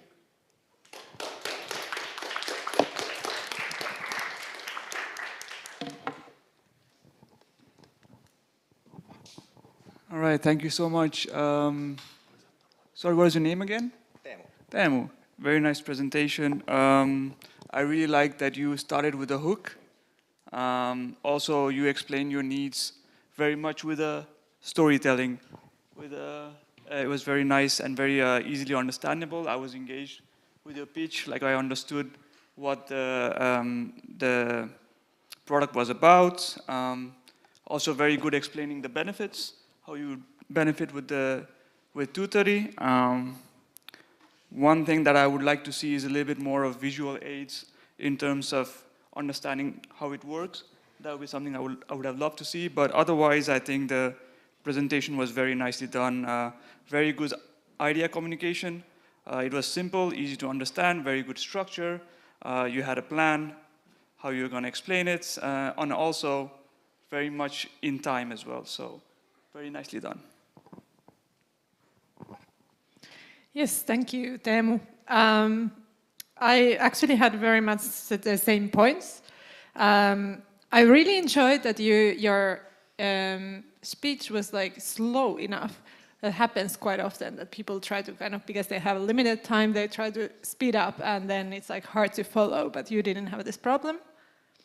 Yeah, as said, good time management, and maybe like it would be even more convincing if you could get like a little bit more passion or something. Yep.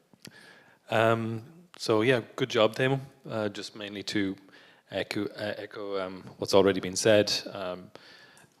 Good pacing.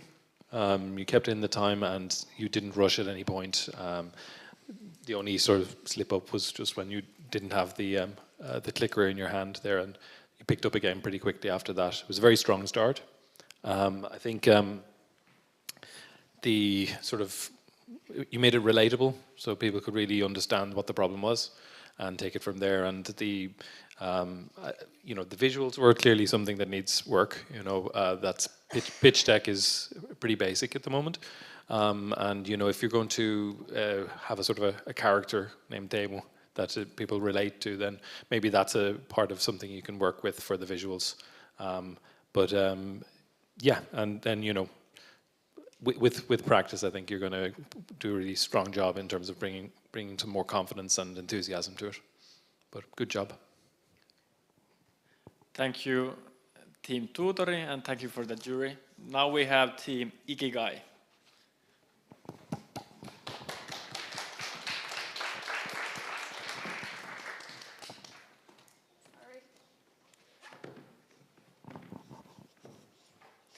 Good evening. We're Team Ikigai. Does anyone know what Ikigai means? Okay. Okay, it means the purpose of being. And today our purpose of being here is to share our solution for the UNICEF challenge.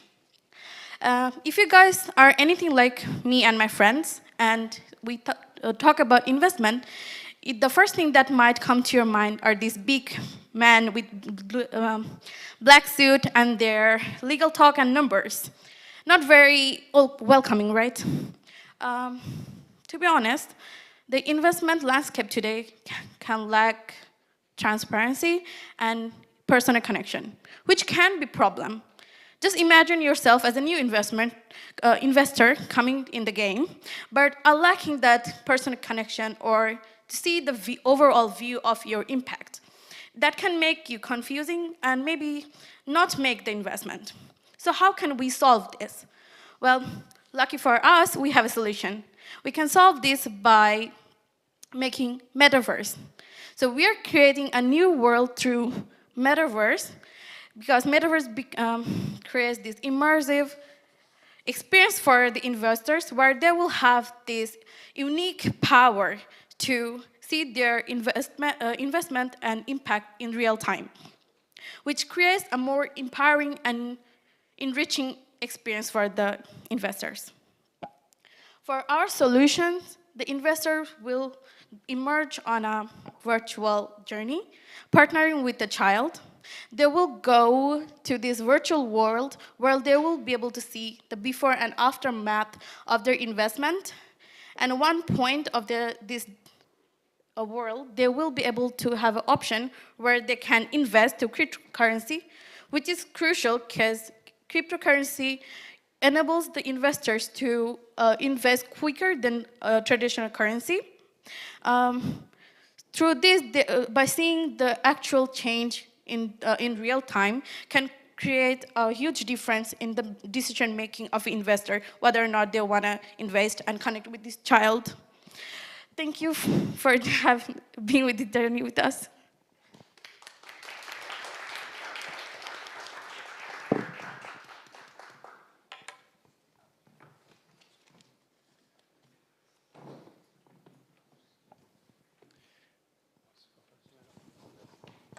can start since I have one already. So yeah, thanks very much for your presentation. I can see you put work into this, but maybe some confidence on the stage. It's kind of got the butterflies, maybe.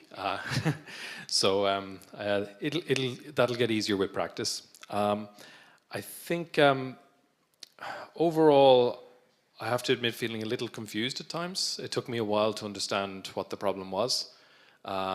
There seemed to be a few threads that kind of seemed to be going somewhere and I didn't quite understand. I don't know how many others put up their hand and indicated they know what Ikigai was, but I didn't quite understand. I was expecting to connect with the principles of Ikigai here, and that was kind of left hanging. It just seemed like could have been a random name for the project. It took me a while to understand also what the investors are investing in and what the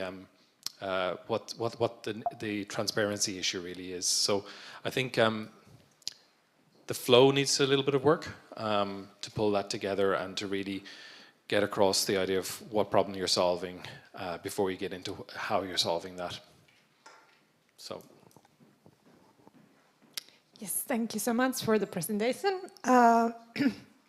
What I really like about this is that it's always good to, if you have some visuals, like you had like this short video clip that like it gives the understanding of like what you're actually providing.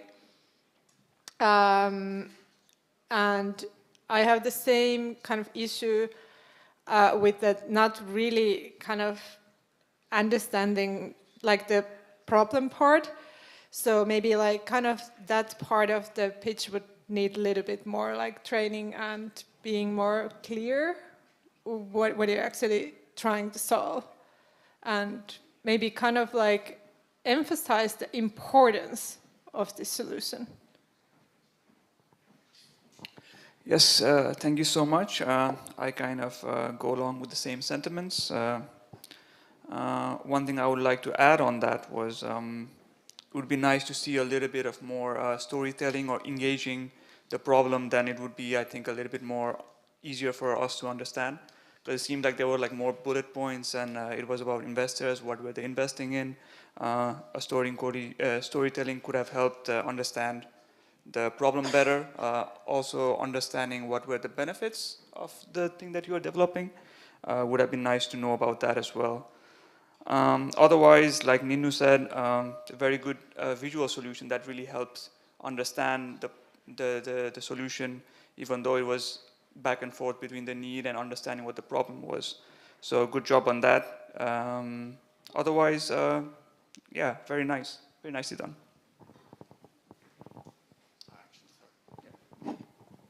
Thank you. And actually, next time, when you pitch, everyone should stay on the stage because it's a bit weird for the jury to speak when the people are in the behind.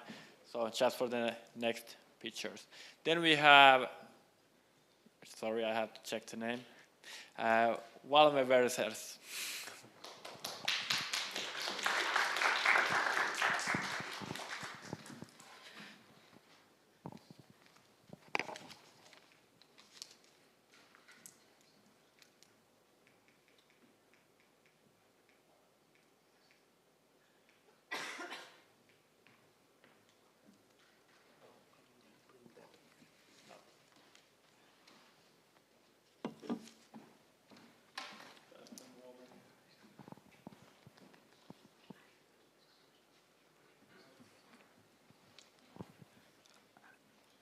Currently, in maintenance workflow industry, there is a problem that you can't see the maintenance of the device remotely and on-site. So we are Walmart Versers. So what we are doing is that we are bringing a new kind of web app which works with web AR, which we named as Wallpack. So what Wallpack will solve is that currently it will say that what kind of maintenance we need for the devices.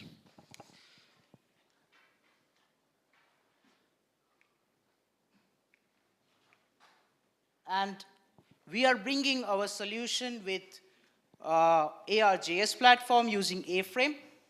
So it's marker-based tracking.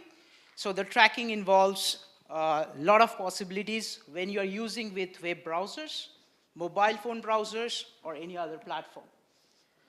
So how is our solution relevant? Is that you can use it from any device that you like. People can walk in, the maintenance guy can walk in and show like what's the status of the device in real time.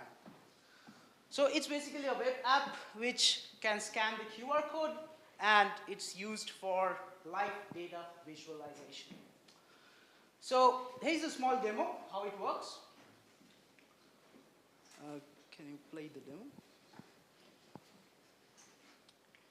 I think we...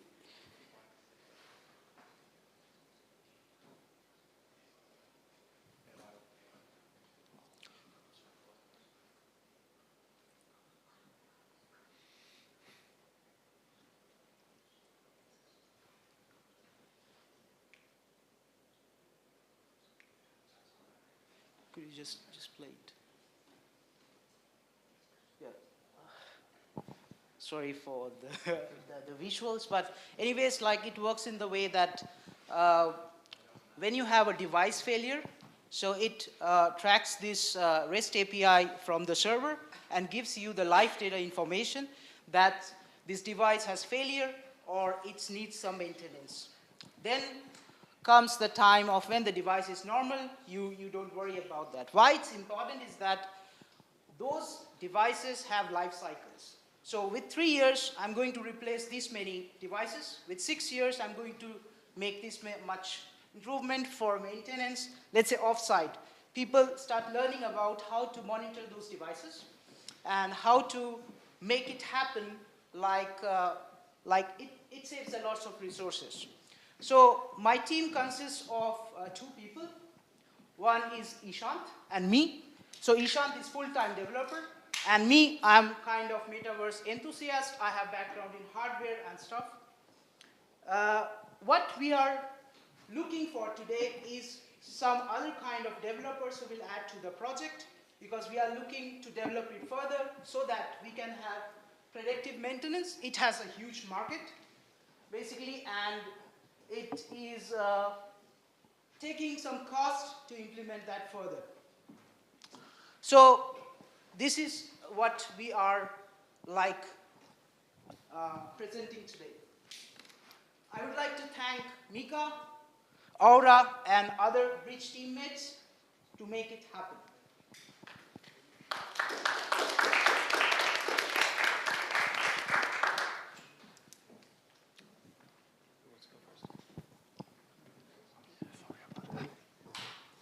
Thank you, thank you. Yeah, unfortunately there was some technical issues, maybe some maintenance needed. Yeah. I like that, like you as well had very clear explanation, and like your speech was like slow enough, like understandable, easily catching. But maybe like there were quite a few slides, and they were going quite fast, and there was a lot of information on those slides. So that was not like maybe in a line with your speech so much. Like maybe it was in line, but you know that there was like a lot of information. I was like, okay, it's going again, and like it was hard to also kind of like concentrating, listening you when there were like all the time some changes. Yeah, but otherwise very nice. Thank you. Thanks. So yeah, thanks for well put together presentation. You put a lot of work into that. It's clear. It's a pity about the demo effect, sabotaging the video part of it. But I think, as was just said there, your pacing in terms of your delivery was quite good. However, I think the pacing in terms of the structure is something I'd work on. I felt like that you kind of moved on too quickly from some core ideas. In particular, I think building up the nature of the problem, making sure that this is understandable to a lay audience, to people who are not familiar with, you know, basically someone who doesn't work at Valmet or whatever, you know. And I think you could have done a little bit more to make it clear for, again, someone who's uninitiated, why your solution is a big deal and where the savings come from. I like that you had like a kind of a roadmap thinking there, and that you're like thinking about like the you know, the total addressable market and things like that. That those kind of projections were good to have there. But I didn't quite understand what your part was going to be in capturing that value. And so there was, as I said, there also a little bit too much information on some slides. Maybe they could have been, I think it's a pacing in terms of the overall presentation, and of course the technical issues you ran into kind of threw you off there. So, but clearly with a bit more work and better luck with the technicals, you'll do a good job with that.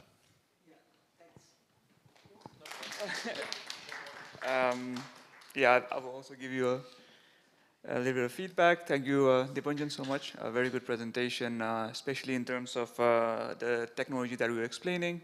It was quite clear what you were doing, but I did felt at some point there was a little bit, somewhere here and there, a lot of jargon that I didn't understand. I had to really think about like a little bit of acronyms and stuff. So I'm just wondering about like a regular audience and how do they understand it. So, and like the previous judges said, like the pacing up and down would have been really good that it was in a constant flow. Would have loved to see that side of things.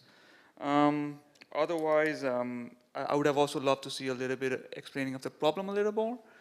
There was a lot of focus on the solution and what the technology was, but the problem only had a couple of slides, just went through so fast. So kind of balancing those two out would have been great as well. So otherwise, very nice. Too bad, I would have really loved to see your solution and the visuals there. Otherwise, very nicely done. Thank you. Thank you so much for the jury and for Dipanjan. Now we have Magitech.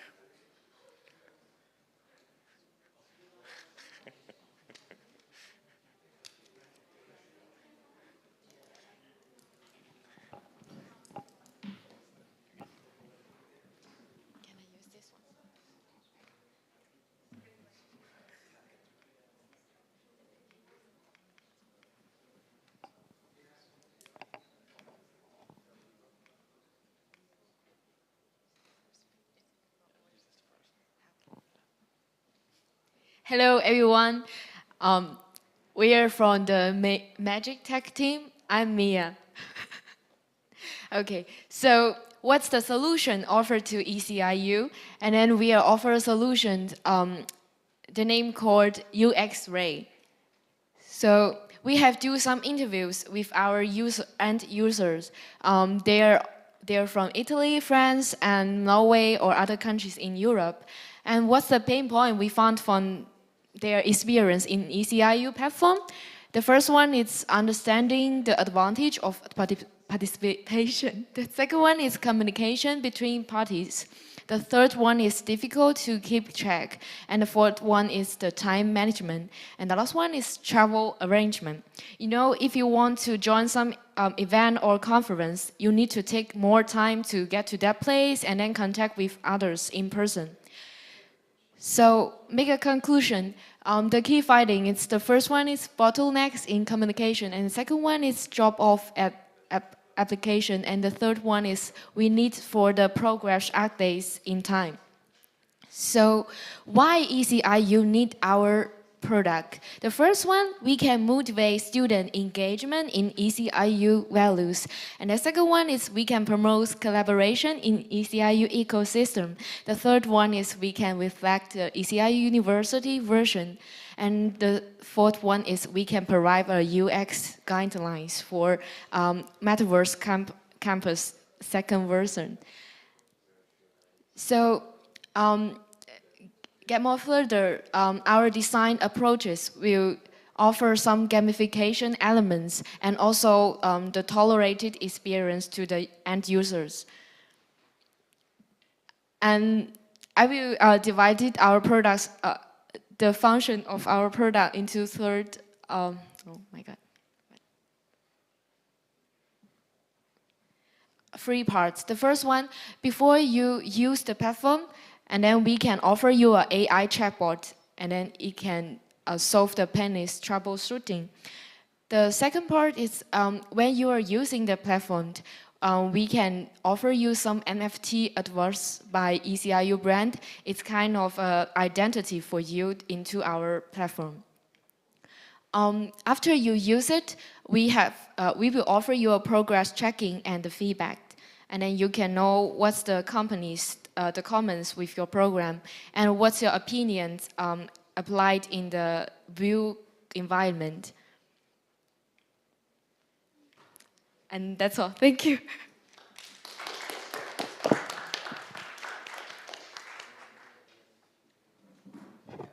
Go first. Thank you so much for your presentation.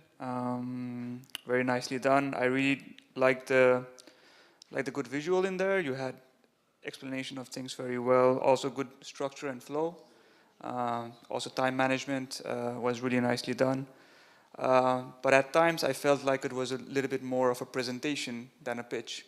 So there was all these bullet points there. I would have loved to see a little bit more of storytelling and kind of walking us through the actual pitch. Also a hook could have been nice. Like you can start with something like, why do you need this, and like how and mostly why. Otherwise, very nicely done. I understand the need of the thing. Also, the benefits was well presented. Yeah, nice job. Thank you, Mia. I actually didn't understand the need and the benefits at all. And it's because this is not something I work with. So I was really hoping to kind of first defining like the problem, like why are you kind of jump right away to the solution. And like defining the problem in a way that is not technical vocabulary, but like more like what actual problem you are solving in everyday life. And yeah, a little bit same of that, less reading from the slides and more talking to the audience. And yeah, I for some reason I didn't really understand what are you solving and how it works. So yeah, probably you have to a little bit consider like that there might be different people in the audience who are not so familiar with this team.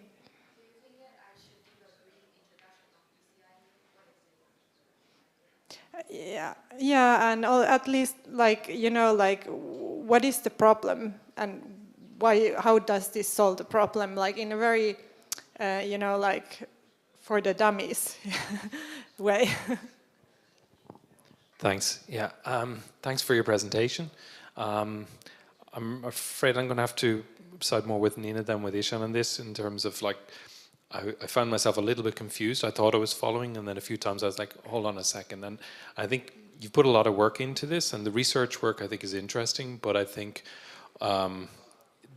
maybe it actually, instead of strengthening your case, it kind of undermined it, how you started off explaining how you surveyed people to try and understand where the pain points were.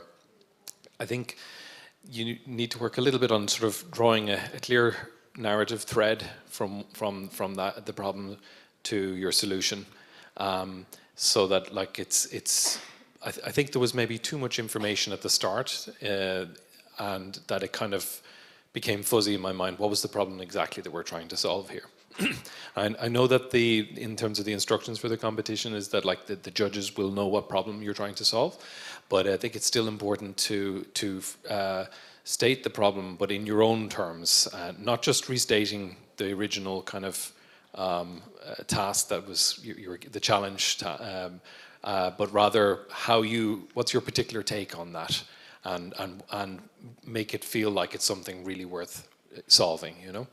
I think towards the end then as well, it felt like there were a few sort of buzzwords thrown in, or rather like it's not that these are sort of valid technological approaches, but they felt a little disjointed. I didn't quite get exactly how NFTs were going to be a part of this. So I think it needs a little work in terms of just the overall structure and flow. And some of it is going to be adding some information, and some of it is going to be pruning back some of the information so that your core message doesn't get lost. But you've clearly got a lot of great material to work with there. It's a matter of refining it now. You're welcome.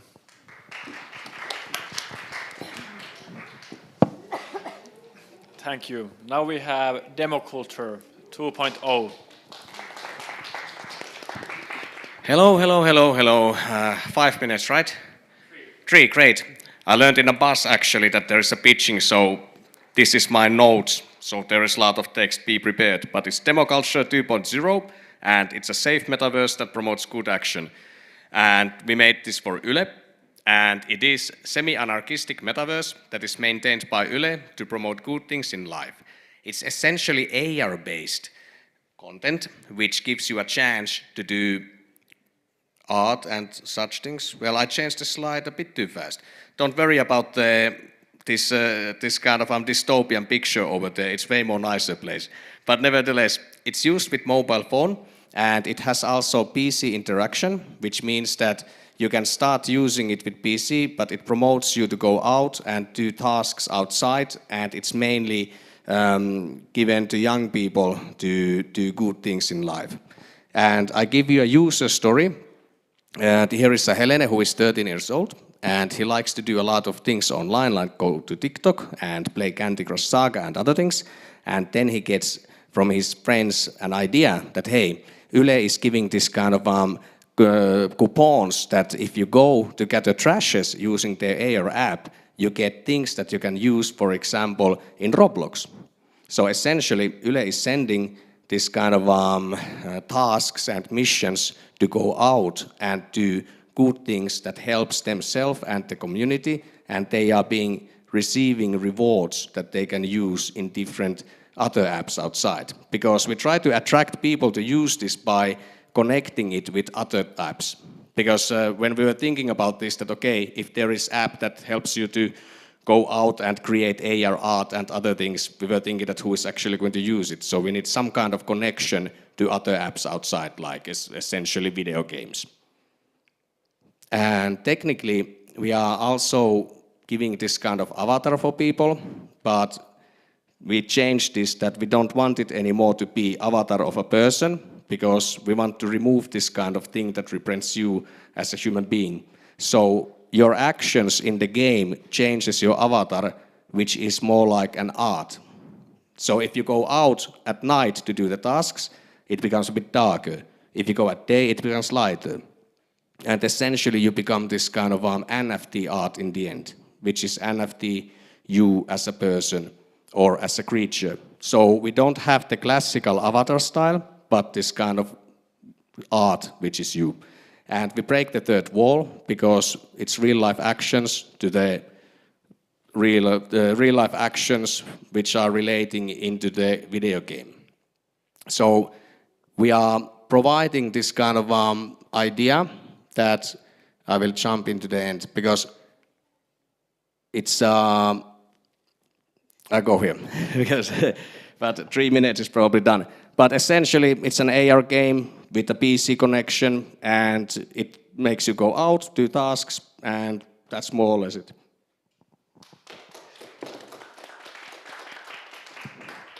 Thank you. Thank you.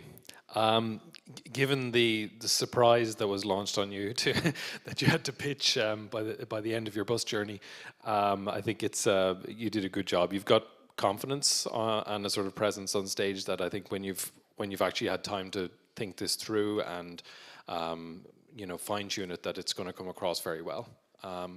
I like the idea. I think it's got a fun sort of like a virtual Dorian Gray kind of thing, almost this sort of like artwork that's changing, that's somehow a representation of the good and good you do in the world instead of the bad you do in the world. So it's kind of inverted Dorian Gray's portrait. If hopefully people know the reference from literature, but anyway. Interesting idea given given that you've clearly done a lot of preparation, just not for what we're doing this evening. So yeah, kind of. It's my personal notes essentially. We have a demo coming with a video about it, and about this save thing.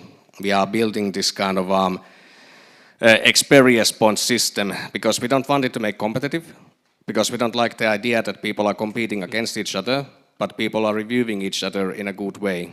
And if you verify your identity, you also get a bit more points. So, yeah. Yeah, I like that. Very good. Hopefully the pitch itself will work out well. Yeah, thanks. Yes, thank you. I didn't really understand how the game works, but for some reason I really wanted to play this game. So in a way I felt like, okay, it's like it sounds fascinating and intriguing and something, I don't know, maybe something new for myself at least. But maybe like a little bit like clarifying like what's the actual outcome of playing this game. But it sounded like it has like some fancy features and like something like novelty value maybe. Yeah, I like the way you're presenting, so very much agreeing that probably once you have a little bit more time to practice this, like it will be very good. And maybe like there was a lot of information on the slides, so and I was like, you started to tell the story of this Helen. So I would like to see Helen there and like, how does she look like and what is she doing there? That's our problem currently, that we don't have any little girls essentially, so I'm kind of the Helen currently on the videos. So. Yes, thank you so much for the presentation. It was really nice. I agree with the other judges. I really like the confidence and your body language in the on the stage. Like you came with no fear. You were explaining and you were really connecting with the audience. And at some points I was getting lost, but you were so much connecting with the audience that I really thought that I was the person. You had the storytelling about Helen and also like building a connection with the users. We didn't use that, and we are going to use this user and how it grow, and also kind of having this human element that we don't have avatars, but they kind of, you grow accordingly. So that really made me, like Ninu said, like play the game. Didn't really understand the benefit why I'm playing, but really I got like engaged that I should play the game. Yeah, definitely. Yeah, because I was lost too. Yeah. But yeah, like very well done. I really think that the visuals are going to improve later on. Like there was a lot of text, but still like how you presented it, it really didn't need that much visuals. Would have helped, but at least your body language kind of like, and your confidence took over the actual pitch. Yeah, otherwise nothing else. Very nicely done. Well, awesome. I think this did really good to me. I'm actually insanely grateful of this experience that I was thrown under a bus actually. So, rarely happens to me, so I really love it, especially how you handled it, guys. Thanks. Thank you. And now we have Team Lasika.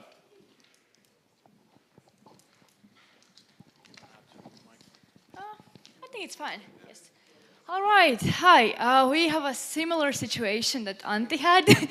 We were kind of in the middle of it all, not aware, but we're going to go with our notes and kind of our skeleton for the pitch. So yeah, hi, I'm Katriina. Hi, I'm Lassi. Yes, and how can we reward good behavior in Metaverse? All right, so what we want to start with is what is good behavior in the first place? And yeah, you can see our notes here, but it's a tricky complex. It can depend on the country you come from, the culture you belong to, the religion you belong to, your age group. It can depend on many different things. So here we wish to dive a bit deeper in what good behavior is and what people understand with it. And also, why do we need to think about it, especially when it comes to Metaverse context? Yeah, the Yle guys gave us an example where they had this Linnanjuhla event, and there were like, many people there, and they were thinking that they need to have some sort of way to monitor that and rewarding good behavior would be good for this. And our solution tackles this by allowing Yle to access this kind of filters that you can set age restrictions to these events and location restrictions and such. So yeah. Yeah, as Lassi said, so how do we want to approach this good behavior topic is to creating a safer space and positive surroundings for people in metaverse to be in. And how do we do it? So our solution is a verification platform based on cellbound tokens and zero-knowledge technology. And here we will also have a video where we kind of present how this thing looks. But Lassi, maybe you could go a bit deeper on how we do it, what we do. Yeah, so basically we have this website that users can go on and verify their Web3 identity. They can post a picture of themselves and you get this soulbound token, which is a kind of NFT that you can transfer from your wallet. You can transfer it to anywhere, but you can burn it if you want. You can remove it. So user signs to the website, verifies themselves, and they get this soulbound token that has this zero-knowledge data. It can be that the person is human. It can include the age, gender, whatever. And then here is Yle. Yle can sign in as a service, and they can start using our website. And when a user wants to use the Yle service, they go to the service, use their Web3 identity, and access their game. And the Yle guys can do whatever they want with our service. And when they want to use soulbound tokens or verify something, they call our API in the website that verifies the zero-knowledge proofs. That's basically it. Yeah, so we try to provide a platform where you can have some filters of verification. So you have some filtering of who can access, for example, your game or your metaverse event. And yeah, competition. Well, yeah, there are big competition, at least WorldCoin, Polygon ID, and Massachusetts Finance, but all these three are tackling the kind of like identity space in Web3. What we are offering is, we're offering both off-chain and on-chain verify authentication to services. So we're not only doing ID, but we're doing like, we can prevent bots, sandwich attacks. We can set age limits to smart contracts, which can disable gambling for underage persons, and we can set location restrictions. For example, if somebody from USA wants to use some sort of application that they can't. So this regulations are becoming like it's evident that there are going to be regulations for the blockchain space, and this helps to ease with the application developers with that. Yeah. Yes, and we're not going to go through all of this, but some of those the advantages that we offer. Oh, yeah. One thing I forgot to say at the last slide, we're utilizing chainlink functions to do this, which are still in closed beta, but yeah. Yeah. And yeah, that's about it. Thank you. This was our note/pitch skeleton, and hopefully we can offer something better next time we see you. So thank you.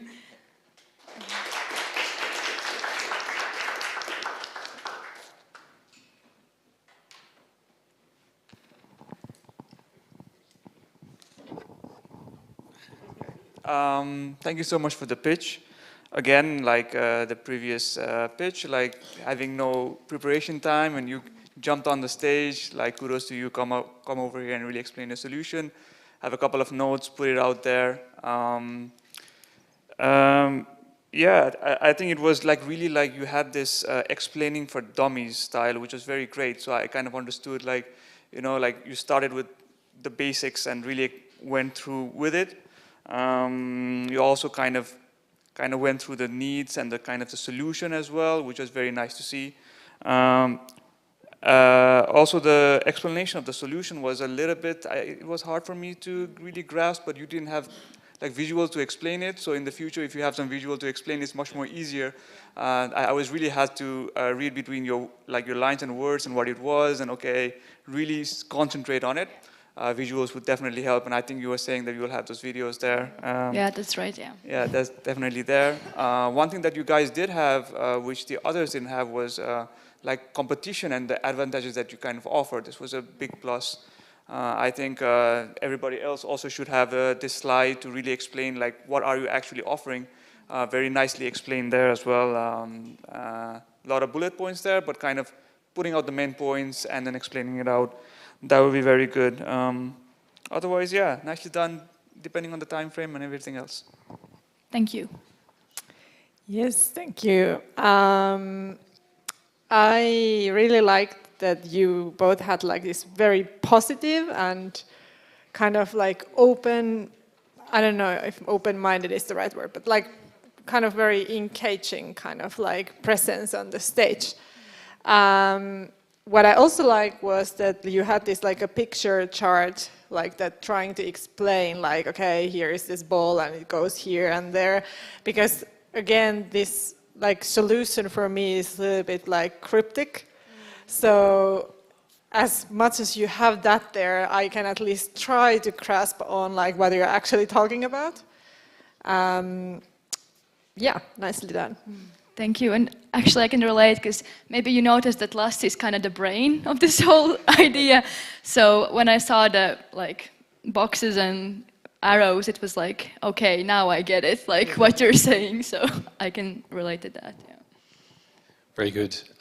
Yeah, thanks for presenting without a proper preparation. You did quite a good job. I think I enjoyed the fact that both of you are on stage. I enjoyed that, like you have a nice sort of relaxed demeanor, you know, and especially under the circumstances. Like I think there'd be reason to be even more nervous. So that's probably going to do well for you once you've had a chance to prepare properly. I think. The problem part, you know, work on that a little bit more, expand on that, and but again, just echoing some of the other judges' comments, going over the competing solutions, so it's clear that this is not just another kind of authentication kind of thing. What is it that's different and special, and visualizing it. I'd go so far as to say that the diagram was really helpful. It was good to have there, but it's almost a bit more kind of like a technical architecture thing. I'd suggest taking it further, so that you're actually visualizing how this would work in actual fact. So if you have, like, say, I don't know, would this be idea to have like an avatar showing up and being sort of almost like a digital bouncer saying, sorry, you're not getting in, but just sort of to help show how someone can get through once they've verified that they meet the criteria for inclusion, and then someone else who doesn't, you know, make it sort of relatable for people who might not be familiar with some of the more technical terms for how these systems could be abused. But yeah, given the preparation for it, you did a good job. Thanks. Thank you. Thank you.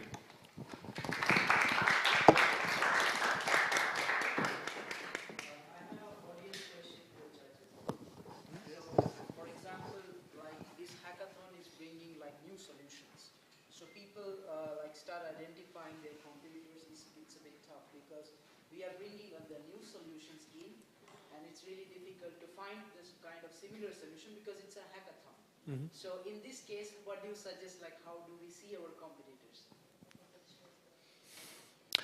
It's a good question. Even for like a fairly mature product, sometimes it's really hard to map out the entire competitive space. But I think it's once you have the idea, you know, just it's a good probably to just, you know, do some Google searches and, you know, or ask ChatGPT if there's something out there that's solving your problem, you know, already in some ways, and then differentiate as best you can. And even though you would have like a completely new solution, it doesn't mean you don't have competitors. You will have. So kind of then try to emphasize like what is new there, like what is the novelty value you're providing in this old game that already exists. Yeah, and something I would like to add over there, I think the last guys kind of put it there, was like kind of the competitors can also be regulations and can also be like this kind of like different rules and like how generally the norm is and how you need to break it. So those kind of things is like also maybe good to explain, in a sense that we kind of bring some kind, these are our blockages and these are our advantages. Not exactly competition, but advantages and disadvantages are also nicely explained.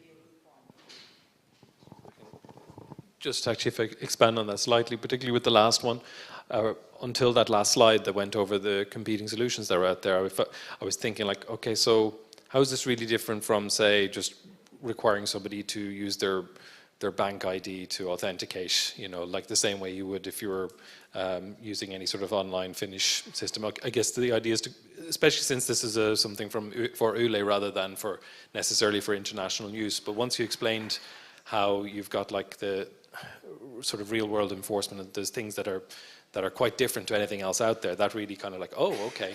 So just to make that more kind of understandable for people who don't have a technical understanding of the type of solution, that's important.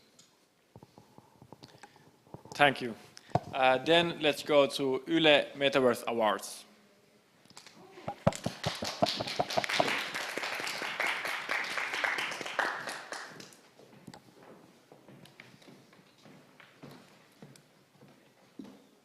So hello everyone. I want to thank you to be here and see this our show. At first I want to tell about our team. I am a designer and I have studied in University of Applied Sciences in Saimaa.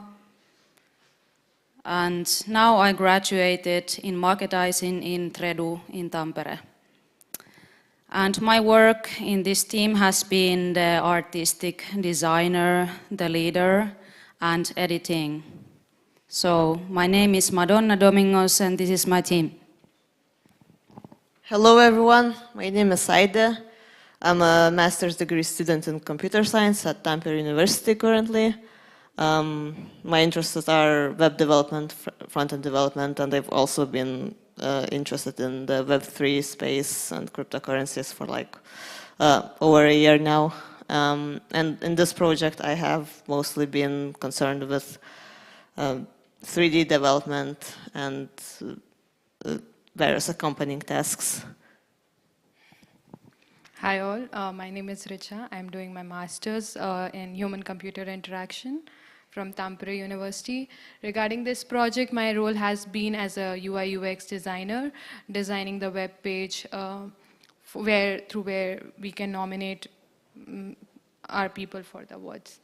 Yeah, that's all. Thank you. Thanks. And my name is Christian Livrand. I have been basically the innovation and project leader in the project. And as you can see, we are creating Yle Metaverse Awards, which basically Yle has the problem how, who, and why they should award somebody to behave good at Metaverse. And we want to give the power to the community. That community can decide by nominations and through voting who deserves to get the NFT rewards that we are creating.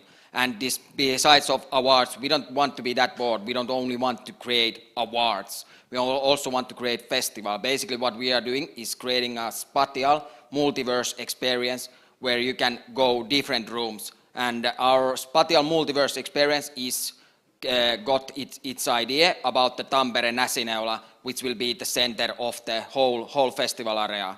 We are thinking about artist presentations. We are thinking about, as the awards, NFTs. We are using many things. And this is not the final presentation that you will be seeing. We have 3 video demo where you can see a lot of more. But in this at the moment, we ask you to wait a little bit and see the final submissions, as we don't want to show everything at this stage. Thank you for your time.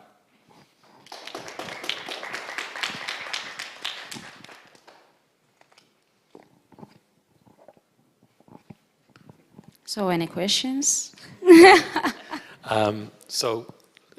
Thank you for your presentation and nice to get to know you all. It's refreshing to get to see everybody who's involved in the team. That hasn't been the case in every case here.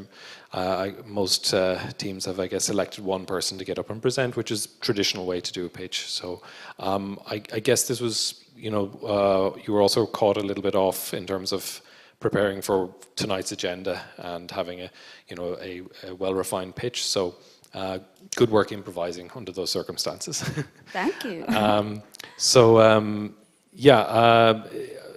I'm very curious. I'd love to see the visuals. I heard you mentioning earlier on that you've got some great video. That it seems it's not, for technical reasons, possible to show us tonight. So, just thinking about what you did explain about your solution, I guess again focus first on the why.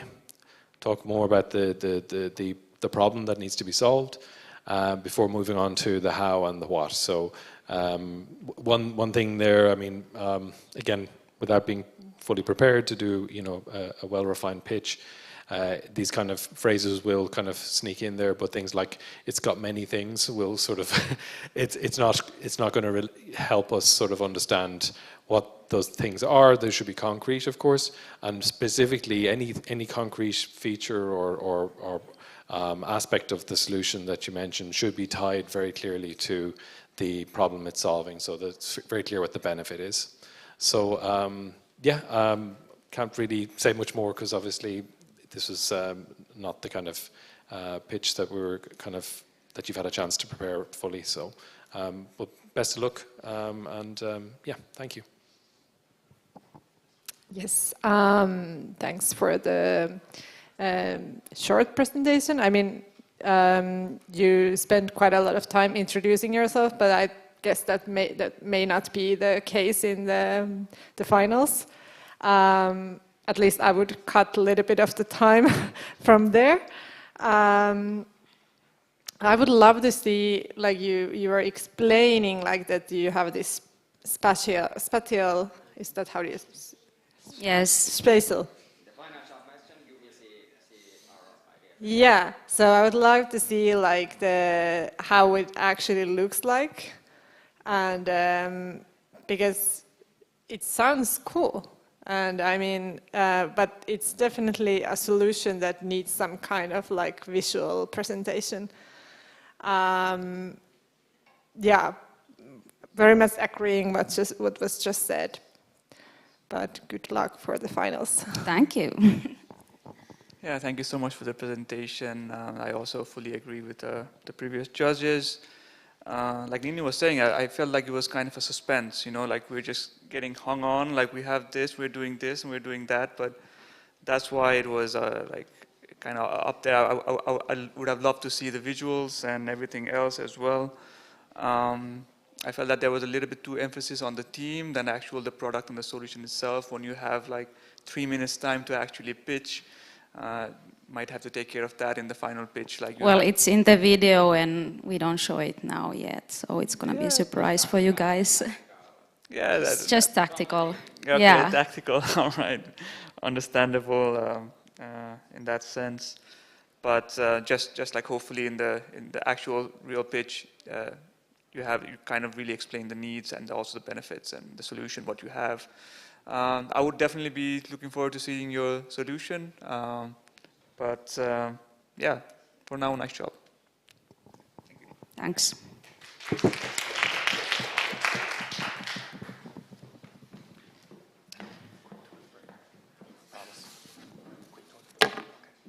Okay, let's have a small break. Everyone, you can pick some drinks and yeah.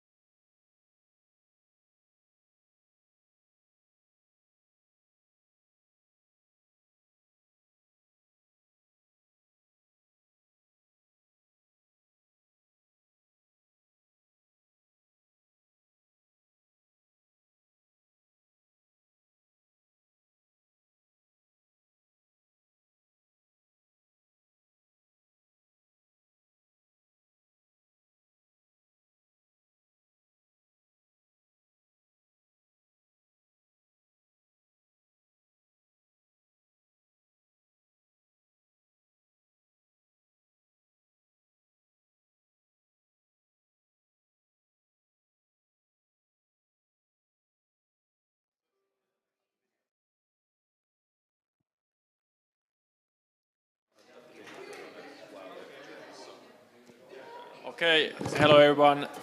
So now we will have the last team, 8th card team. Welcome to the stage.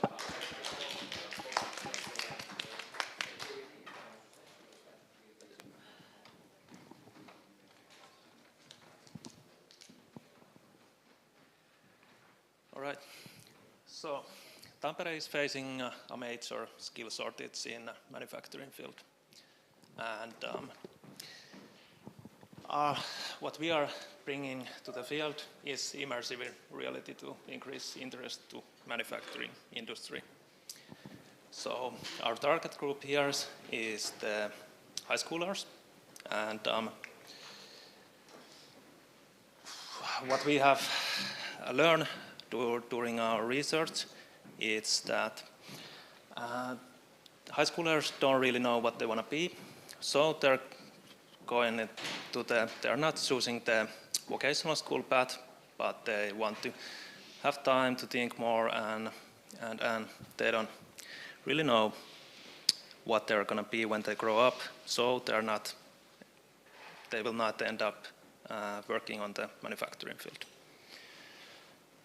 Other problem what we have figured out is that they don't have enough information. So they don't know about the opportunities in Tampere area, about the manufacturing jobs, what companies are out there, and stuff like that. So that brings us to our solution. Yeah. Can you move? Yeah. So we understand that the Tampere city are looking for a solution that is connecting with the metaverse, and we try to ask the students if they are interested in such kind of thing, and maybe they have experience with kind of virtual reality game or Pokemon Go, which exemplary of AR games, and they enjoy that. So we are trying to solve that solution with an immersive reality world where it's fun, competitive, and they can engage with other friends. And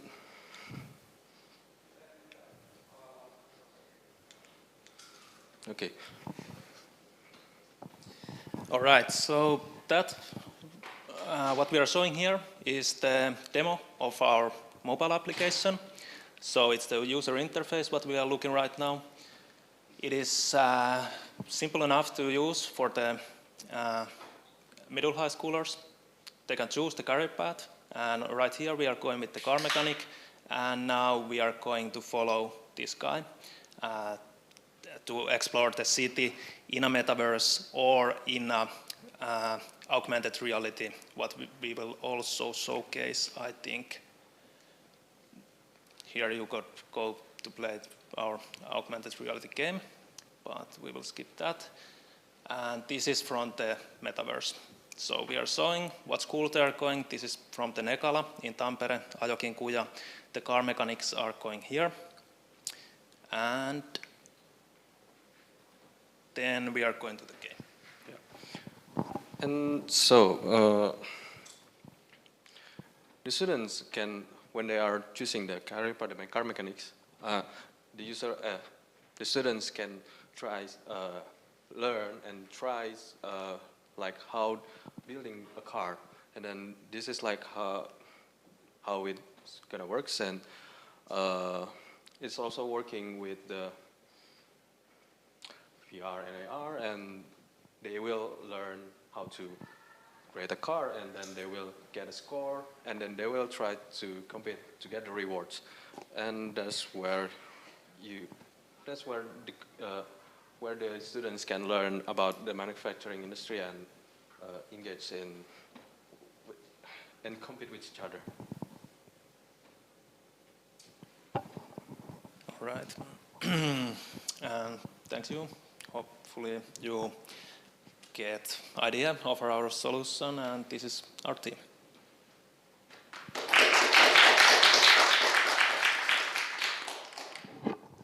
Yeah, thank you so much for the presentation. Very nicely done. At least the solution, like in the future we will have labor shortages, and it's very nice that we need like learning and working through like virtual reality, and you kind of had all those solutions well shown how the students would actually learn how to be a car mechanic. That's I think was very clear for me to understand. I would have loved to see that there were some sites when we were a little bit too fast, a little bit too slow. I would have liked to see the actual app. It was going way too fast. You were just clicking and clicking. Maybe you can. I assume you made it through Figma or XD or something. You can slow it down a little and kind of explaining like each picture what it does, and doesn't need to be so much explanatory, but still like kind of just the main features that you had in the app, and then kind of. But I really like that you kind of went to the next step and the next step and explaining how the car mechanic would actually do the job. I think your idea is very good. Like it was very simple and very clear to understand. But I would have loved to see a little bit more emotion that you kind of show with how good your product was. I could have seen it from you. If there was nobody looking at the screen, they would probably realize that it isn't anything special. So have more confidence in yourself. Like you made a good product, and like more confidence. That would be very great. I also like that little explore more button that you kind of include a little bit of gamification in there within your presentation as well, like within the whole topic. Very well done. Yes, I like it, but like leave it like if the presentation had the same content as you guys, I would have been more activated. I didn't have to really look through the solution and everything. And for people who don't maybe understand the actual solution, they might not really get you or get engaged to look at your solution. But a little bit of work here and there, but you kind of explain your need, the solution, kind of product is well done. Maybe managing a little bit that you kind of balance it out, the structure. Otherwise, very well done. All right, thank you. Yeah, I think your mission was to make manufacturing sexy again. And I think you have to do the same for yourself. So more passion and yeah, like otherwise, I think you had the best slides out of everyone here. Yeah, so very good one. There was like clear problem defined. It was very chronological. Okay, this is what we provide. This is how it works. There was the visuals. So you have very good background, like making this presentation very good. Like, yeah, I really don't see any other problem here that maybe you have to practice a little bit more of the being present on the stage. Yeah. Yep. Thank you. Yeah. Just the stage presence is, I think. Yeah. We'll practice on that definitely. Yeah, so thanks for a good presentation. I totally agree that the slides were, I think, the best so far, like best tonight, and visually very appealing and well structured. And I think the overall, I think this is kind of one where the overall flow was good in terms, or the overall structure of your presentation was good. And now it's about sort of like, fine tuning it and getting the sort of the details right along the way, and building confidence around that. So, write a script, iterate on it,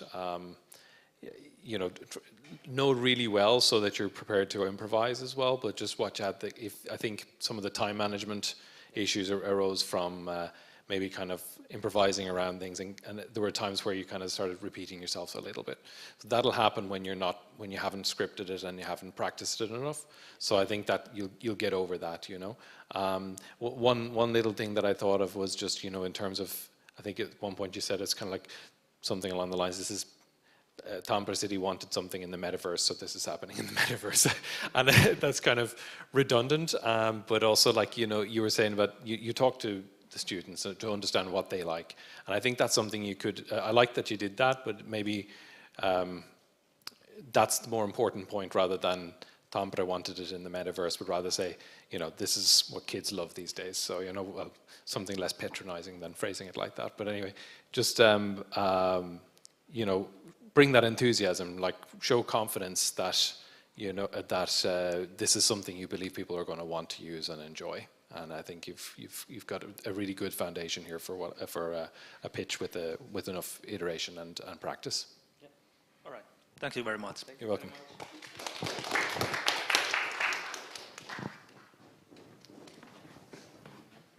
Okay, that was it.